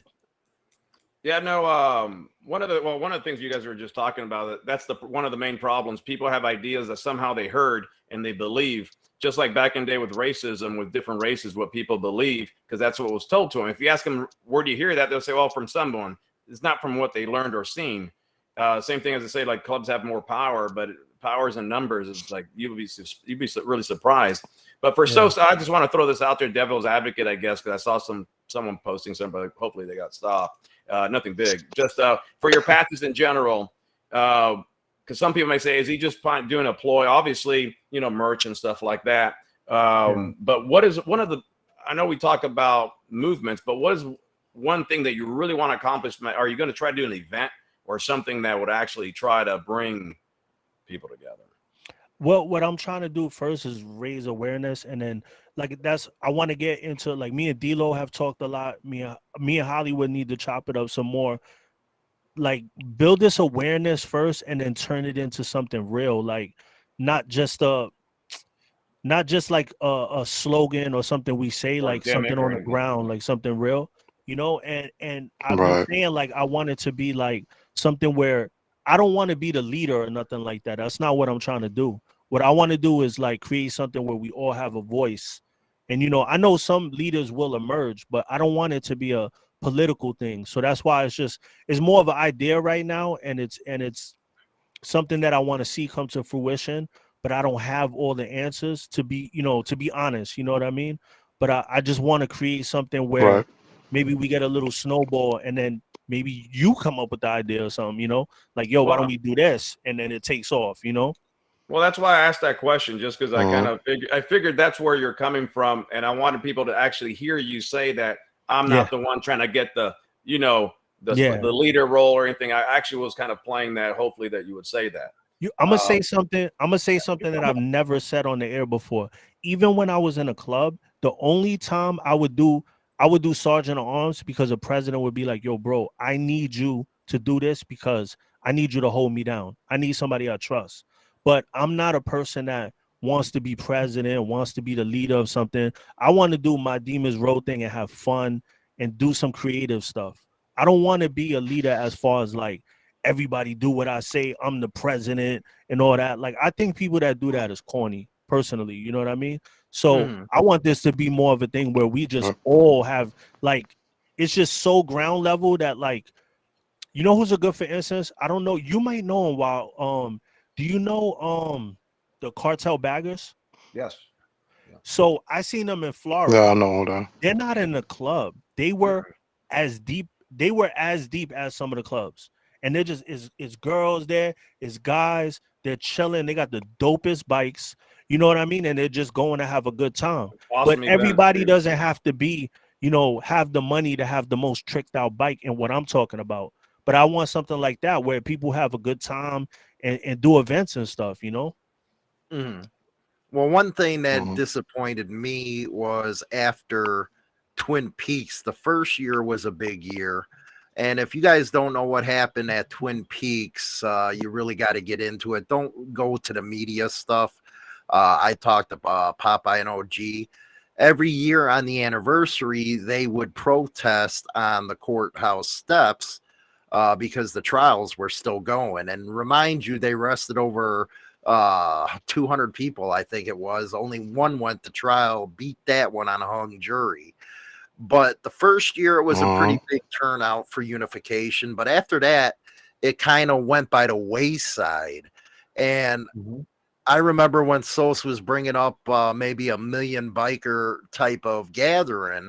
And then Yeah. you'd sit back and say, well, are they going to show up? Because they didn't show up when we were needed down in Texas. And that's where the unity with, I think, Hidden the Independence is going to go really good. Is we got to show up, people. We got to Yeah. show up and stand together. You know what? And Twin Peaks is really case in point of how scared our government is of all of us getting together. Because a bunch of us got together that day, and what happened? You There know? was a turkey shoot. Four people got shot up by the cops with AR-15s, like it was in a shooting gallery. That's why I Oh, think Yep. that it has to be a little bit craftier. And I'll just bring up for Yeah. instance, like what happened in Canada, right? They canceled all the GoFundMe money that got sent to the truckers out there. If we're all together, GoFundMe is done. The word is out.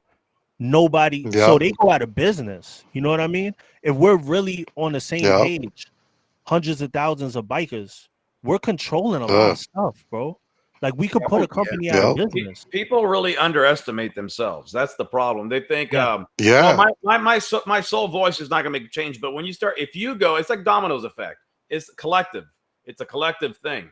And I know I saw some people posting on the comment section. Of course, no patches, no politics. But we don't want to go the route that Australia is going. We don't want to go the route that's something that you can't even wear a patch. Even the patch that Sose is wearing, that won't even be allowed.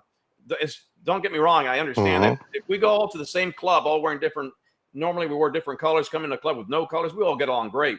Colors do change the way people perceive each other by previous notions of stories we sometimes don't even know about. So it's pretty funny that, I mean, I would hope that we don't get to that route, but if people think that would not happen in the U.S., it could happen. They've been trying it for years. Yeah. Well, one it's thing, getting closer and closer. Sose was Yeah, really that's the scary part. the truckers, and that's, you know what, that's a perfect example. When you were covering the truckers up in Canada, how many stuck together. And then when the American truckers, there's, a little bit, but it tells you about our culture. Is why couldn't we match what Canada was doing as a movement? Know more about the trucker stuff than I do. So why didn't Americans get behind a cause like that? I think that like what I was saying before, us doing like shutdowns of companies and stuff like that is stronger. I'm tired of the, like, because I went to the Million MAGA March. Like a lot of people get mad at me about stuff like that, but I really don't care. My beliefs are my beliefs. So when like the truckers all going to DC and honking their horns and stuff, I feel like it's kind of like, please allow me to have my rights. And I think bikers are more like, we're gonna live on our terms. I think that's, like I'm trying to say it in a way where I don't get like feds on me, but it's I want it to be more of a movement where it's like, we know you said that, but we have people too, and we're not gonna bow down to you.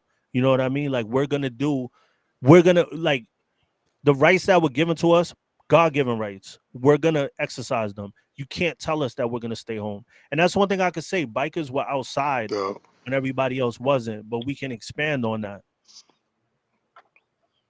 Right.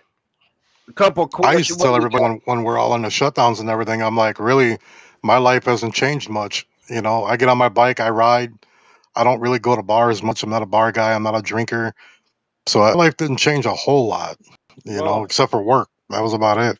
Well, you said work though, Danny, which is the big thing that in Canada. That's what people in the U.S. sometimes get scared. I think U.S. is known for. I mean, we work so much more than we're at work more than at home, right? So people are scared, and sometimes that selfishness kicks in about making my money, you know, paying my bills, and sometimes putting just a little. Use that fear and use it for the good, and actually, like say. That's what people get scared. Same thing of the job. If everybody quits at the same time, trust me, everybody will get raises and stuff. But if once one person says it doesn't agree about quitting, then you're screwed because then they're going to have people stay and work. Yeah, but that's the fear that our government has put into us as Americans. You know, our society's weak that way. Not to get away from the conversation, I'll address you, Twitchy, real quick. Avoiding the fact y'all spread division. You know what?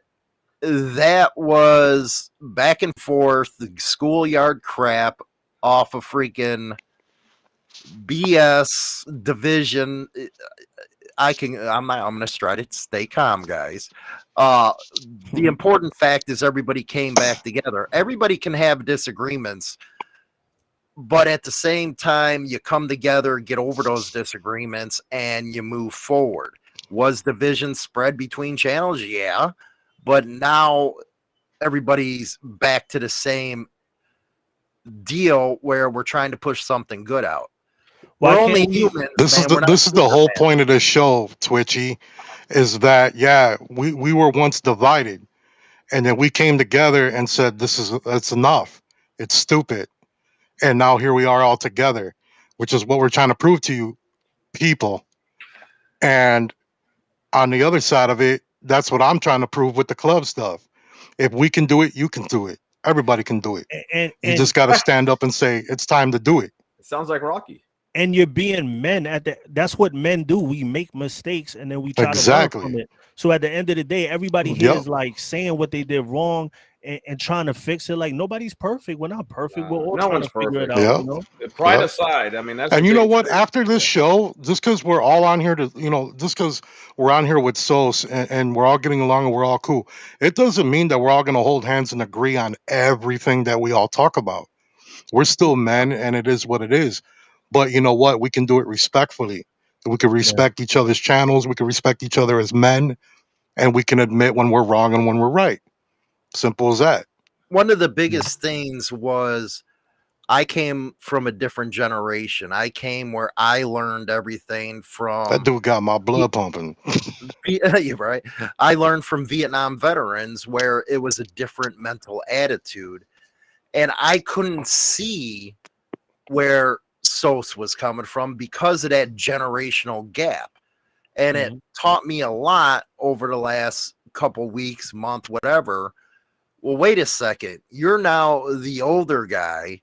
These guys think different, just like you gave hell to the generation that taught you.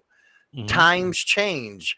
We can't be stuck in the days where, you know, it was always, we're never going to get along because we used to be bringing up, well, what about our brothers that got shot up and stuff like that, got into prison? Would we disrespect that stuff where the younger guys are saying, you know what? I didn't even know in the 1970s the two big clubs got into it over stupid crap, but that led to people getting killed, and that led to the bad blood where it is possible to come together. So was there division? I'd have to say mostly on my part.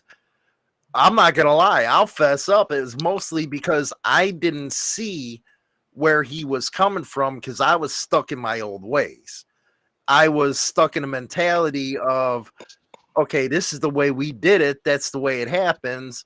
And I was living through a different time period than it is now.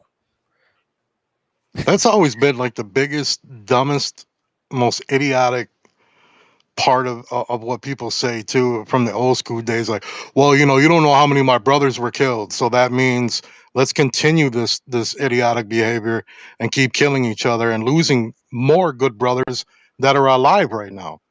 You know what I'm saying? I mean, And then I you know, stepped doing the back and I same said, thing and expecting a different consequence is insanity. You know? well, then I stepped back and I said, well, wait a second.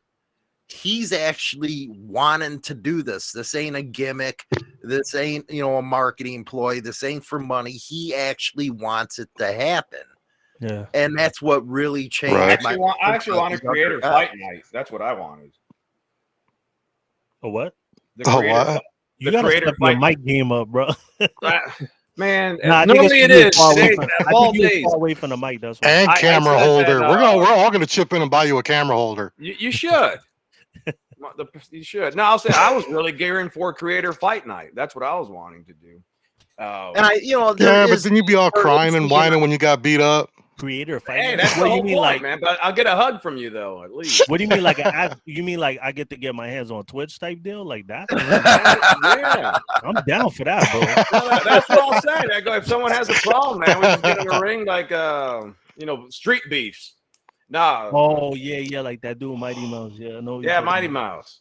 Yeah. So a lot of that stuff came from just, you can't teach an old dog new tricks. Yeah. Where Sose and guys like Danny D'Lo, Carlos, they're the future.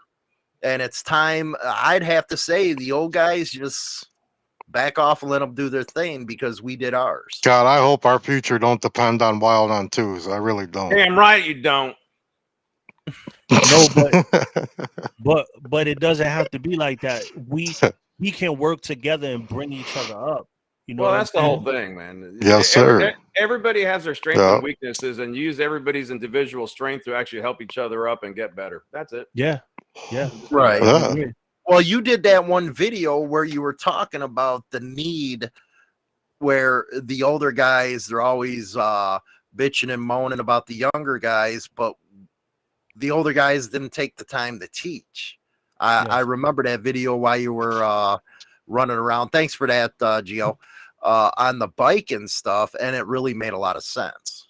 Yeah, of course. A lot of times people, even the new generation, sometimes they don't want to hear it. And there's sometimes really great advice that they could get, but they don't want to open their ears, just like a lot of the old school don't want to open their eyes of the change that's coming. Right. I mean, that if you see the way the world has changed in general, you're telling me guys back in the day wouldn't love cell phones like the way they do now. These guys are 70 years old and they live off their cell phones now. If they had the technology that we do today, they'll be doing the same. They'll be doing the same thing. And and you always hear them. Hey, say don't that. get me wrong. I'm glad there wasn't cell phones in the 90s, by the way. Oh my God, I'll be These kids don't even know none of us would be here. Yeah, we all be. No, you guys wouldn't know what a freaking beeper and a quarter was. We used to have me? We used to have tokens to get on the shit. I had beepers. Well, tell me about Mike Sose before I bring him in and stuff like that. He went through a real hard period, and he's actually an inspiration. You guys get to meet him and stuff on how to overcome a real bad situation. Yeah, Mike is a brother to me. We came real close. Like, it was weird. Like, we started getting cool right before he had the accident, and then we were live, and this fool loses his leg. He's on the bed, just had his leg taken off, and he's live with us. Like, he's like, yeah, I just lost my leg. I'm like, what?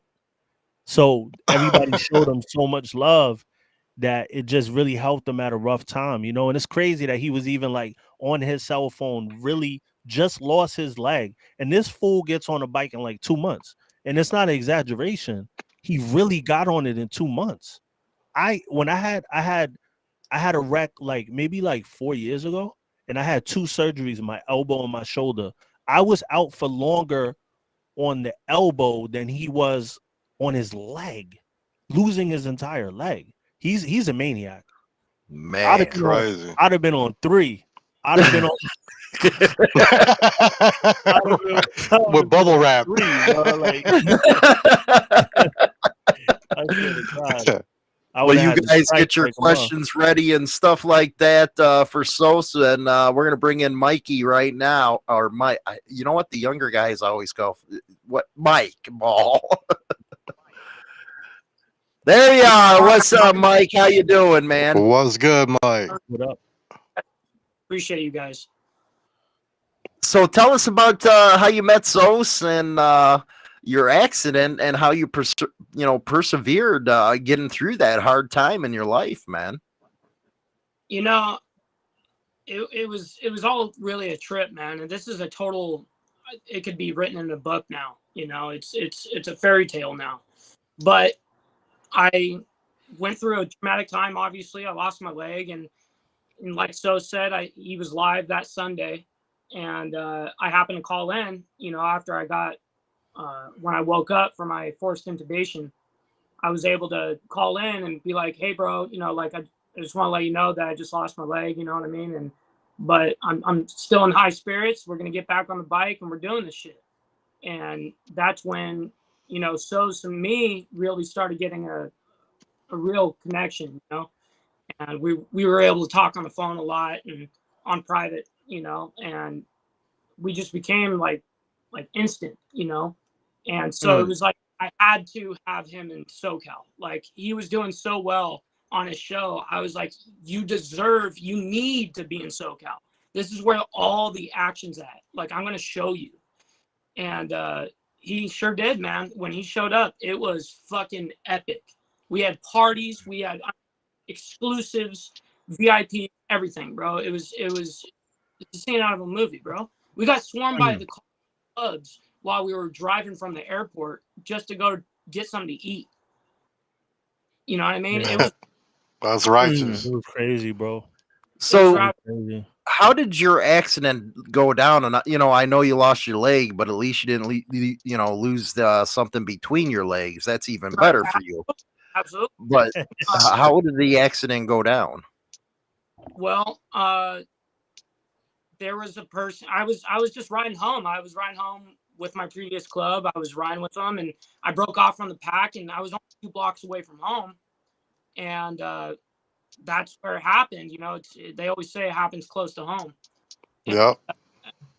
There's this lady that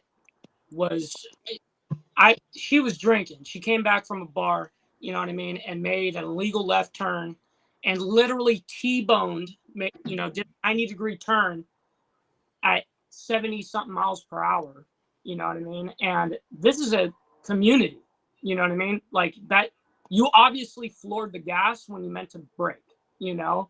It was the total fuck situation. Sorry, excuse me. But, you know, she T-boned me right there, and then literally my leg was chopped off at the scene. And thank God there was a civilian. There's no one that walked out. There was a civilian on the bike. And I flew past him, and like he felt the motion of me coming at him, and he felt it.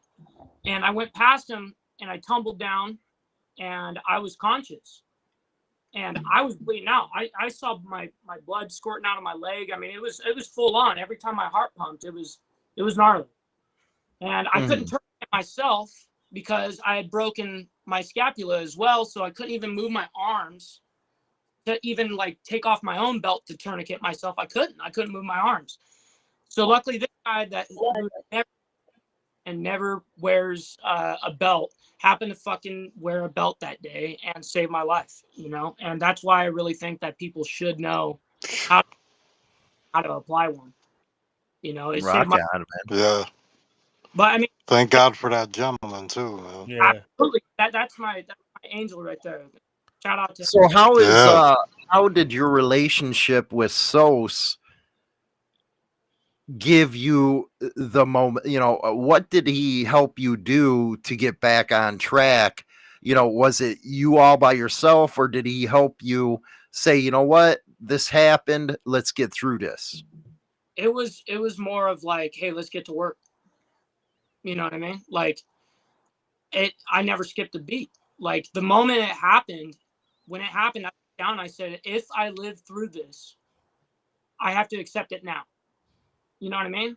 And I did, you know, because when I woke up from that hospital bed, when I woke up from that forced coma, I was happy. I lived through it. I remembered everything, you know? So like I was Right. so if I lived through it, I was stoked. So to this day, I wake up every single day, I'm blessed, bro. Like I get another day to ride. And I mean, it sucks, but I even went down yesterday or the day before, sorry, Friday. I went down, unfortunately, on the freeway, you know, and I got a little bit, you know, but it's all right. The bike is getting treated up right now at the big homie's house, and then we'll be back to riding in 3-4 days. And you know, when he went through that, Man, you his got such spirits, a positive attitude about that. It's crazy, man. yo, God bro, bless you, dude. when Yeah, he went through bro. that, his spirits was up like that day when it happened.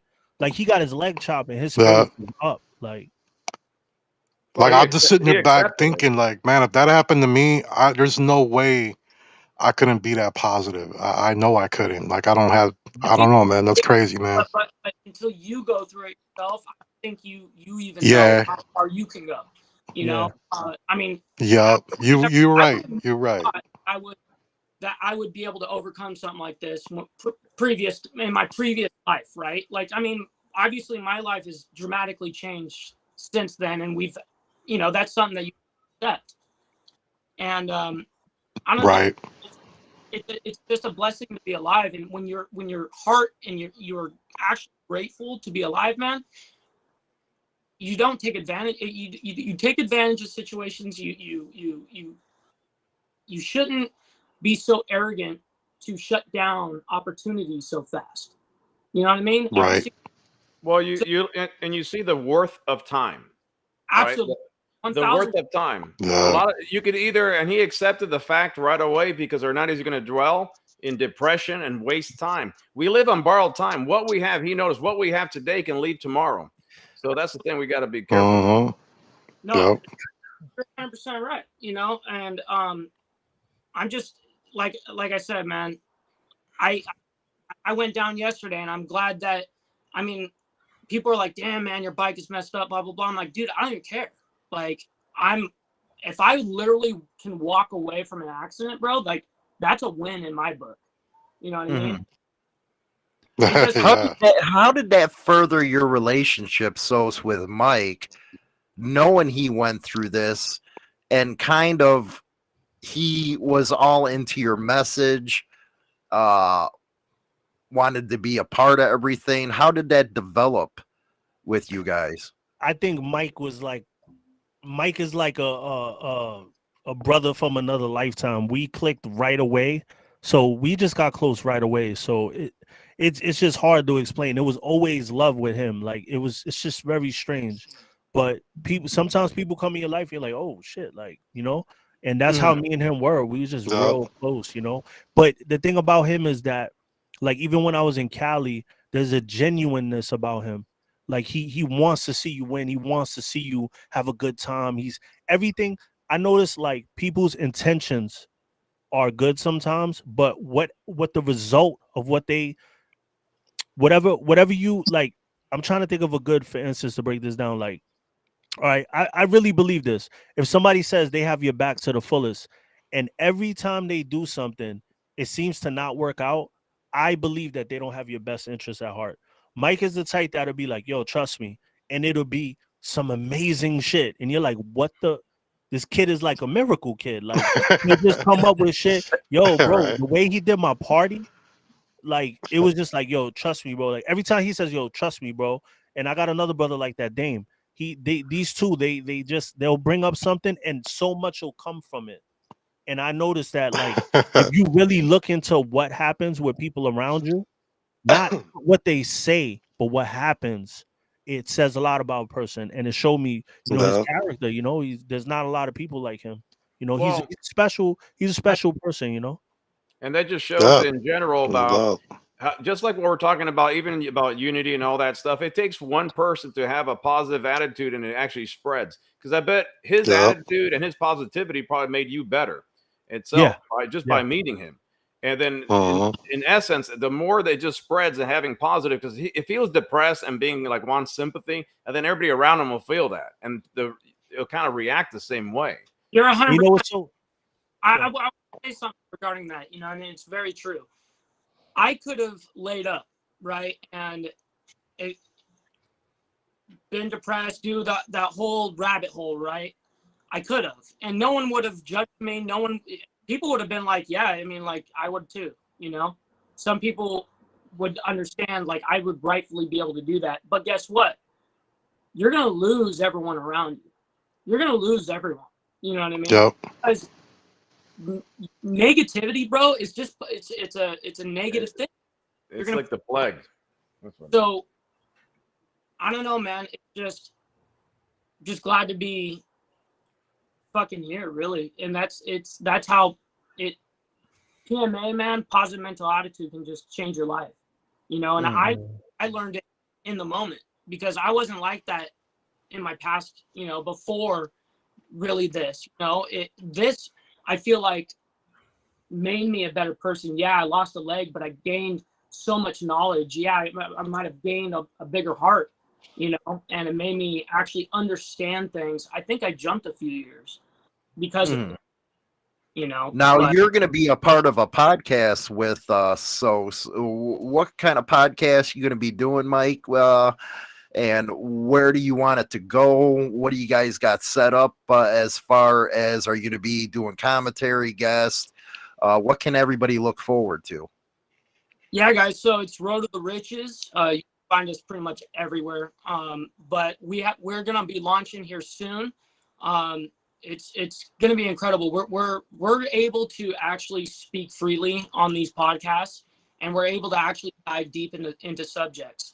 Now, when we bring guests on, because of course we're gonna bring guests on, we're not really gonna interview them. We're gonna, you know what I mean? Like we're just gonna vibe out with them. You know? Just talk like you're saying. Hang out and talk. Yeah. Like we're on that topic. It's like we want your thought process as well. So that's how we grow. So like a guest host, almost like a guest host, almost. You know. Yeah. Yeah. And we'll get you guys. That'd be cool. We'll get all you guys on it separately. Whole bunch of us. Like but it's not gonna be. I wanted to start MC and biker, but go broader. You know, I want to expand my horizons. You know, yeah. Right. That's cool, man. Well, that's really cool. You know what? That's the best thing about the podcast and radio, whatever you want to call it, is you're just not in that box of, okay, we got to talk about this club. We got to talk, because after all, it gets boring. Actually, you want to get into more thought stuff. You don't want to get stuck in that little niche like that. Right. That's why I try to put a little something different out there. Like, you know, when I talked about the depression and being a biker and stuff like that, like, you know, you got to put different vibes out there, man, because it does get boring just talking about MC. Like, you know, I want to speak to everybody. I don't want to speak to just one person, you know. That's because you're looking for a girlfriend. That's true. No, I ain't looking for none of that. I ain't looking for none of that, ladies. No, he looks down. He looks down on the toes. That's the last time I'll say that. Oh God, are we ever gonna get over the fact that I like girls with pretty feet? Did you ever see that he has a toe fetish? A toe fetish? I ain't got no toe fetish. Look, so this is what happened, bro. On one of the shows, I said I like girls with pretty feet, and then this guy just went hog wild with it. That, you know, now I'm some savage with feet and shit. Dude, we had a show. It's kind of gotten a little ridiculous, to be really honest. I ain't gonna lie. So when you put Sosa's party together, Mike, what was the thought process as far as, okay, I want it like this, I want it to happen like that? How much work went into it? It was a lot of, you know, big homies that shout out to them. You know what I mean? Like, I really believe that you are in exactly what Sose has taught me from another saying, is that you are the surrounding of the top. You are the average of the 5 people you hang around for no good reason. You know what I mean? And those people are like my big homies. And I happen to know and have this network that is fairly large and able to actually reach out to people and these are genuine connections, you know what I mean? Like these are people that I have like either talked to or we've done business or whatever, you know what I mean? So it's genuine connections. It's not like we're out here just trying to make money. It's not about that. It's about really brotherhood at the end of the day, you know? So that's what, you know, I see a lot of people that you know, even negative shit, like I just don't respond to it. I don't give it any attention. You know, I'm a big believer in upping everybody, including yourself. You should up everyone. You know, why drag? Right. You should be happy for the next person that succeeds. Absolutely, You should. If your brother's winning, you're winning. Why wouldn't you want your fucking brother to win? I just don't get it. I don't. You know? Man, that's big facts right there. Big That's facts. one of the things you always see, that there are always people wanting you to fail. It's just crazy. Yep. How have you dealt with how have you dealt Sose with the haters, man? Because I know we have them, man. I'm the most hated content creator around. But how you deal with haters? I just text Sose something like that the other night, right? I don't really feed into it too much. Like the other content creators making videos about me was kind of something that I had to get used to, you know, because they're calling me out, you know, but you know, like the comments is a lot of people with very little testosterone in their body. They got very small nuts, so like, you know, hiding behind that keyboard and shit. Yeah. Talking all that stuff, but they see us on the street and they're the same people that probably walk up to us like, "Hey bro, how you doing, man? Dude, I love your show." It's like, man, I know some of these people that are the ones talking that stuff, man. I don't know, man. You got to kind of feel sorry for people that like jump in the comments and always got something to say. Like, I don't know. It's just right. I couldn't imagine it myself just going on someone's live under a fake profile with like SpongeBob as mine. Like, you got mental issues. Like, yeah, I don't promote that at all, man. I don't condone it one bit, man. I was at a party one night and this dude walked up to me and I could just tell, like I know how Sose, like he's real big on vibes, and I kind of am too. And the vibe of this dude just told me from Front Street that this dude's one of them haters. You know what I'm saying? And he walked up to me and he's like, "Oh man, you know, hey, you're Danny D'Lo, right?" And I'm like, "Oh boy." I'm like, "Yeah, what's up, man?" And he's like, "Yeah, I watch your stuff." And I'm like, "Oh, that's cool, man. I appreciate you." You know, and I shook his hand. And then right away he started talking about just some off the wall dumb stuff. And I just looked at him. Bro, I put him in a headlock, man. I put my arm around him and like pulled him in close. And I'm like, "I bet you're one of those punks that like talking tough, ain't you?"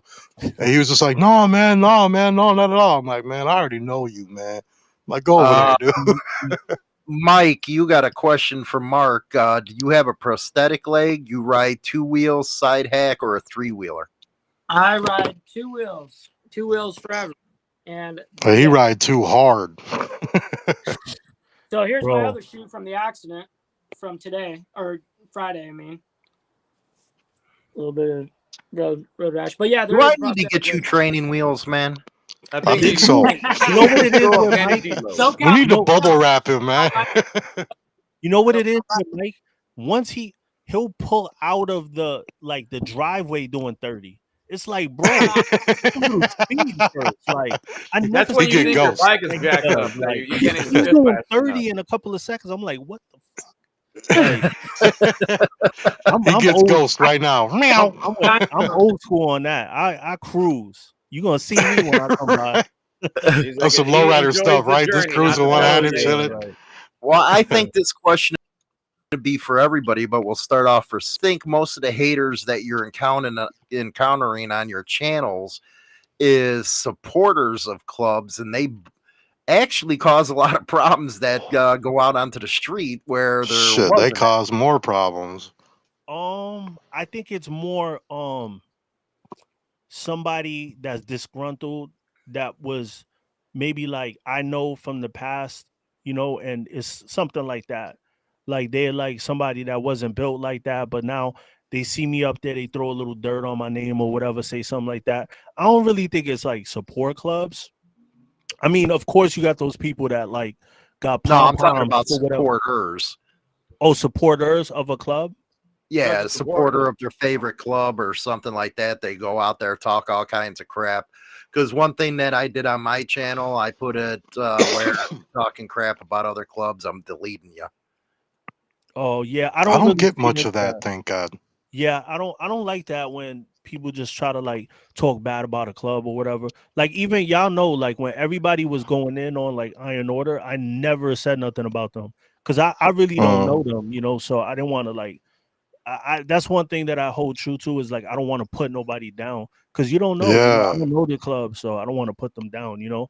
But I know yeah, Hollywood has put people down for, you know, being exposed to be pedos and stuff like that. So uh, it be real stuff, you know. So I get it, you know. And I know a lot Right. of people from, you know, Hollywood's era is like, if you're a rat, I'm putting it out there, like, you know, like Yeah, that's that's just what how no, it we is, you were. know. So, yeah. yeah. Question from Robert Danny. Yeah, yeah, I'll address BD in a minute.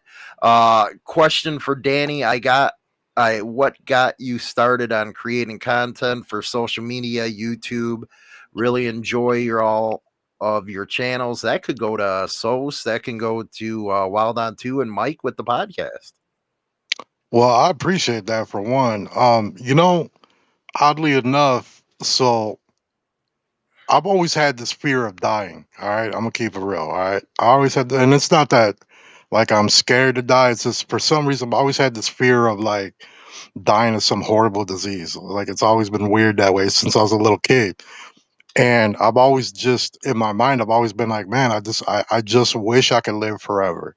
But you know, realistically, that ain't gonna happen, right? And so I'm living on bonus time right now anyway, kind of like Mike Ball. So I'm you on. know, I feel You know, about to change your name. I feel You you, said Ovi. I Mike feel balls. you. Let's say said your balls. Hollywood, I'm gonna use the bathroom real So quick.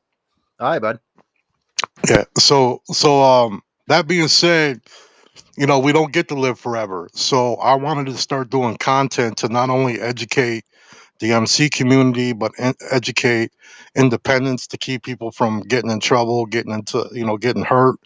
But I also, you know, wanted to talk to the young bucks out here to give them something, which I'm going to get into some more topics like this on my channel, some more videos where, you know, just telling kids to stay away from the gang life, stay away from certain parts of life, man, and just go another way with it. But you know, I wanted, like, kind of like what Sol said earlier, I wanted my legacy to live forever because I can't. So knowing that I can build up a huge channel, hopefully someday I'll be at Sos the Ghost level, you know, who knows, right? And you know, I just want to know that when I die, that all of you are still going to be watching me, listening to my words, and hopefully I'm still going to be continuing to help people 100 years from now. And knowing that is what keeps me going, is what keeps me fueled to keep doing content, you know, knowing that my legacy will live forever because I can't, you know. So that's kind of what got me to do it. They're gonna all be like, "Who the hell were these people, and what were they thinking?" Mike, what got you in wanting to do the podcast with Sos and all that stuff? Well, man, you know, there's more to it than just the podcast. You know, there's so much that I don't know. Like my whole get down on my platform is really to show people that your life isn't over an injury, disability, or whatever. You know, you make it what you make it. You know, Right. and that's my whole thing. Like I need to be bedside with these guys that when they're in question of like, am I going to be able to even live, let alone ride again? You know what I mean? Yeah. I need to be talking to these people and showing them like, hey, like it's a whole mind. You know what I mean? It's 90% mental. Right. You Well, just That's such a huge thing too, Mike. That's so we've been awesome, dude. It holding really is, man. Sos and them for I, a long time, so I'm going to get some questions in before letting them go. I'll address this one 42%. How does any organization who's been infiltrated so many times have any street cred? Well, the first thing I would say is maybe ask the outfit about that, or the mafia, as it's called on the East Coast, see if they'd think the same way if they didn't have any street cred. But clubs are clubs; they're not street gangs. And I've said that all the time, that they're not even on the same level as a street gang, because they're not out there willingly trying to make money. This ain't, you guys got to remember, this ain't the 60s, 70s, 80s, or 90s, man. They're not out there doing that anymore. You know, that was a different time period before, you know, all the technology and stuff. So, you know, when you ask, well, how many, you know, how does an organization that's been infiltrated so many times have any street cred? Go to some of the hardcore outfits, man, and ask that. Right. Hey, Hollywood, I was going to just say, if I can just answer the last thing, because what got me into, like, mine, I'm a little different. I'm more of a motovlogger, right? I ride a motorcycle and just rant. And what got me doing that is here in Texas, we get stopped so many times, and other things happen with the police. And so I actually put cameras, because an event that happened with me that didn't go so well with the police, that I put cameras on purpose to show what I was really, up to in regards to catching them on their act. But then I also ranted a lot in general. So then it came to there, but mine was more an accident. And I don't really care in regards toward, obviously, Hollywood to kind of know, I don't do this full time or anything. This is not, these guys put their heart, everything they have into it. I have a business I started, and I do other things outside of here. This is more for like my enjoyment, but I love putting out thoughts out, to help others in general. So it's awesome to see how these guys put their time in. But mine is more the profiling happening in Texas in general, and how fast it's spreading across the country. And the more rights are getting stripped away more and more every day. So that's what got me into the motovlogging. But that's a whole different ballgame. I don't know how we've allowed that to even happen. All the BS in Texas. I don't even know how that to happen as a community. Right. Well, I'll address the elephant in the room. A lot of people have been asking if all the beefs with BD are gonna, try to get put behind you, Sose or Mike. I don't. That was just. I don't have no hate towards that man at all. A lot of people have reached out on that end, and they think I got hate towards him. I got zero hate towards that man. I don't know him. I don't even know him. You know what I mean? Like we really don't. We just don't focus on it. Right. There's been times where people have said that, like, I was referring to him, and I've said openly on the channel, like, I'm not talking about BD. And still, I guess it was competitive, and then it got worse, and then it became like personal, way worse. But I don't have no ill intentions towards him at all. Right. That's the honest truth. You know what I mean? Like I'm on the phone with Sose all the time, and of course that topic has come up before. Dude has no hate for that man. Right. And just like most of us, right? If everybody's negative around you, you fall right into that negativity and catch yourself even talking shit or something. And then you take a step back, like Sosa. I don't even know him. How could I judge someone without knowing them? If they knew me, they'll probably change their perception of me. And that's the thing. Yeah. So that happened to me in Hollywood, didn't it? Right. That it did, man. He didn't know. Negative attracts negativity, I guess. Right. But I think it was a real good show, man. I'm really looking forward to the podcast. Seeing you guys. Yeah, I definitely want to check that out. Yeah, it's gonna be fun, man. It's gonna be. You guys are gonna have a lot more fun. It's righteous. That's the right word to say. You know what I mean? Definitely. Yep.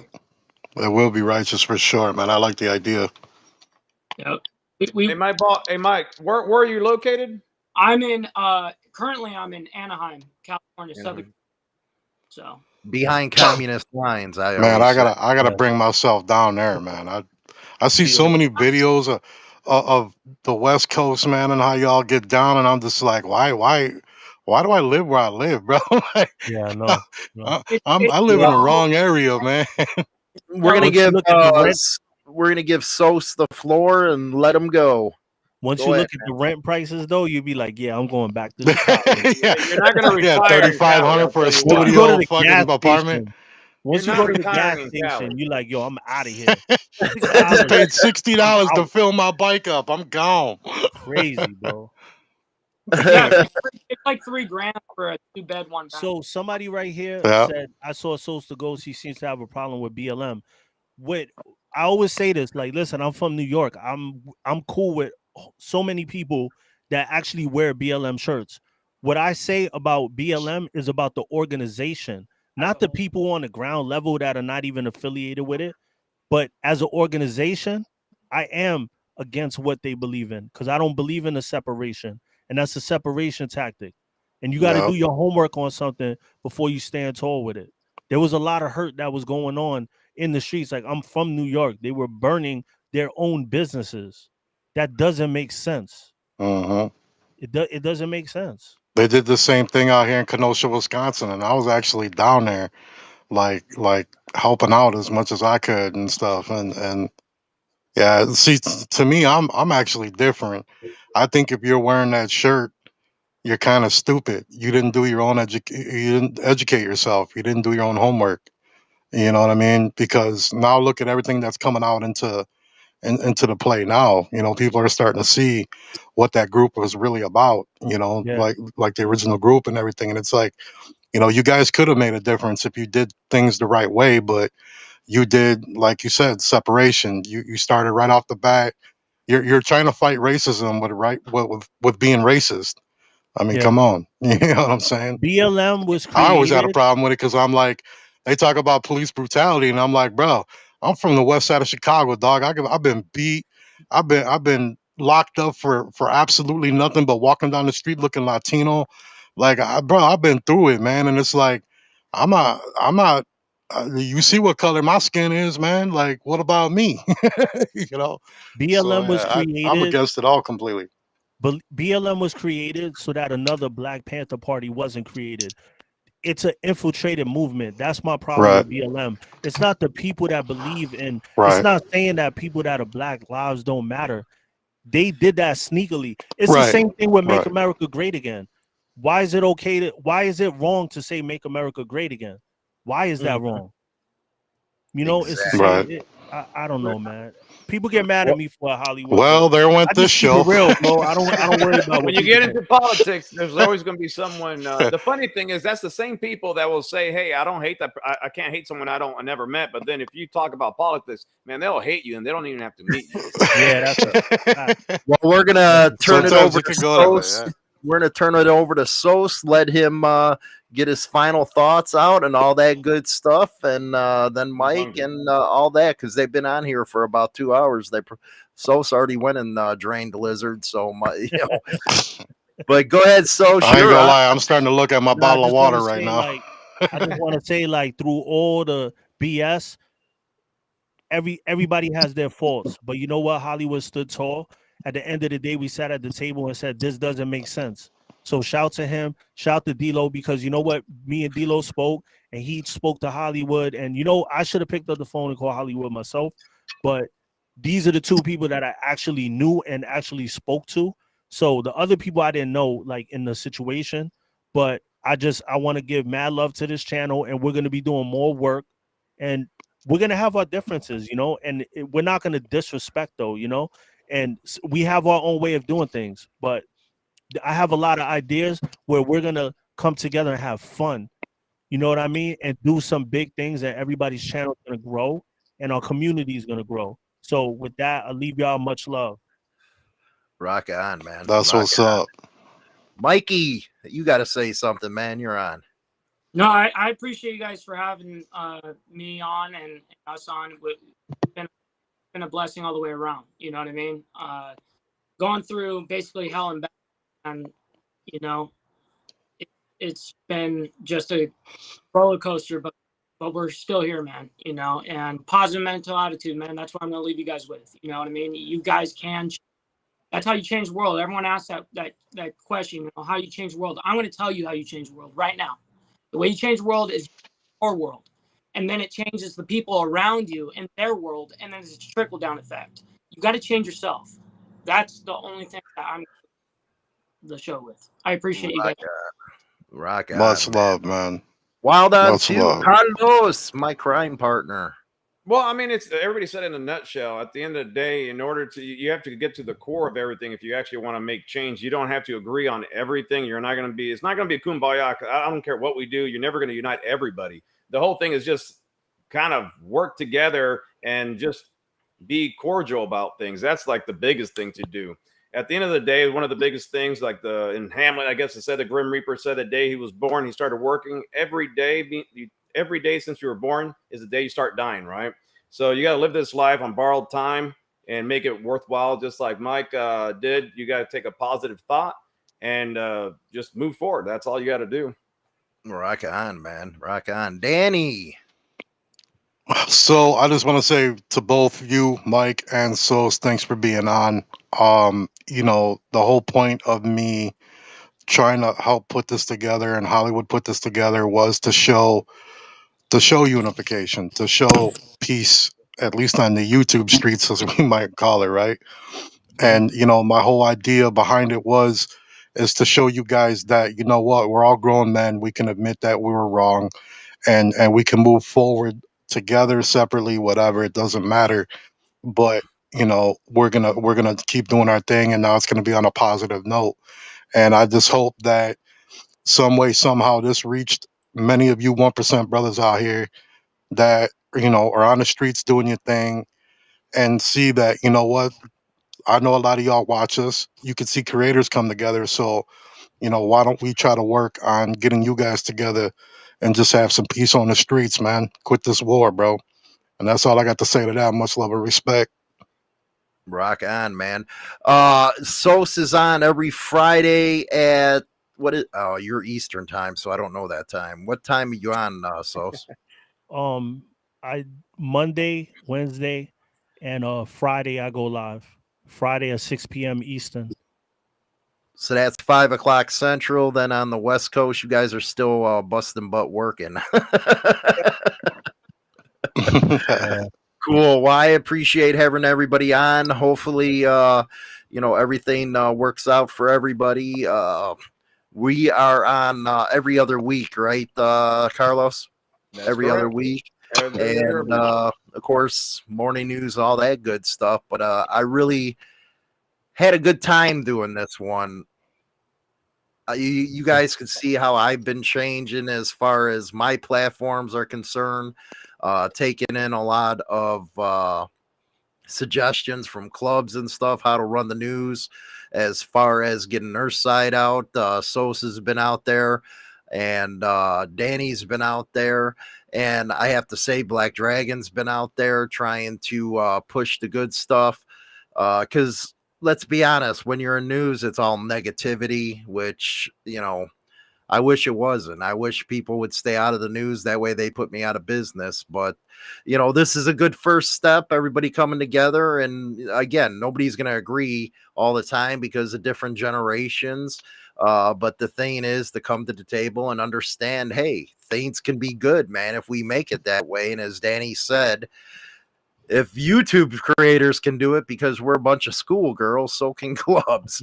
But anyway, guys, thanks for coming out. Don't forget to check everybody's channel out and leave some comments and stuff like that, and support everybody. And I don't know if Mike was able to put out the patch address in the link section, but I'll try to get it in there and put it in the description if they don't hit me as they usually do on this. It's demonsrow.com.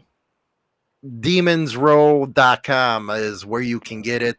He has a store over there to go ahead and order your patch up, man. I know he was out for a little bit, but he's back in, aren't it?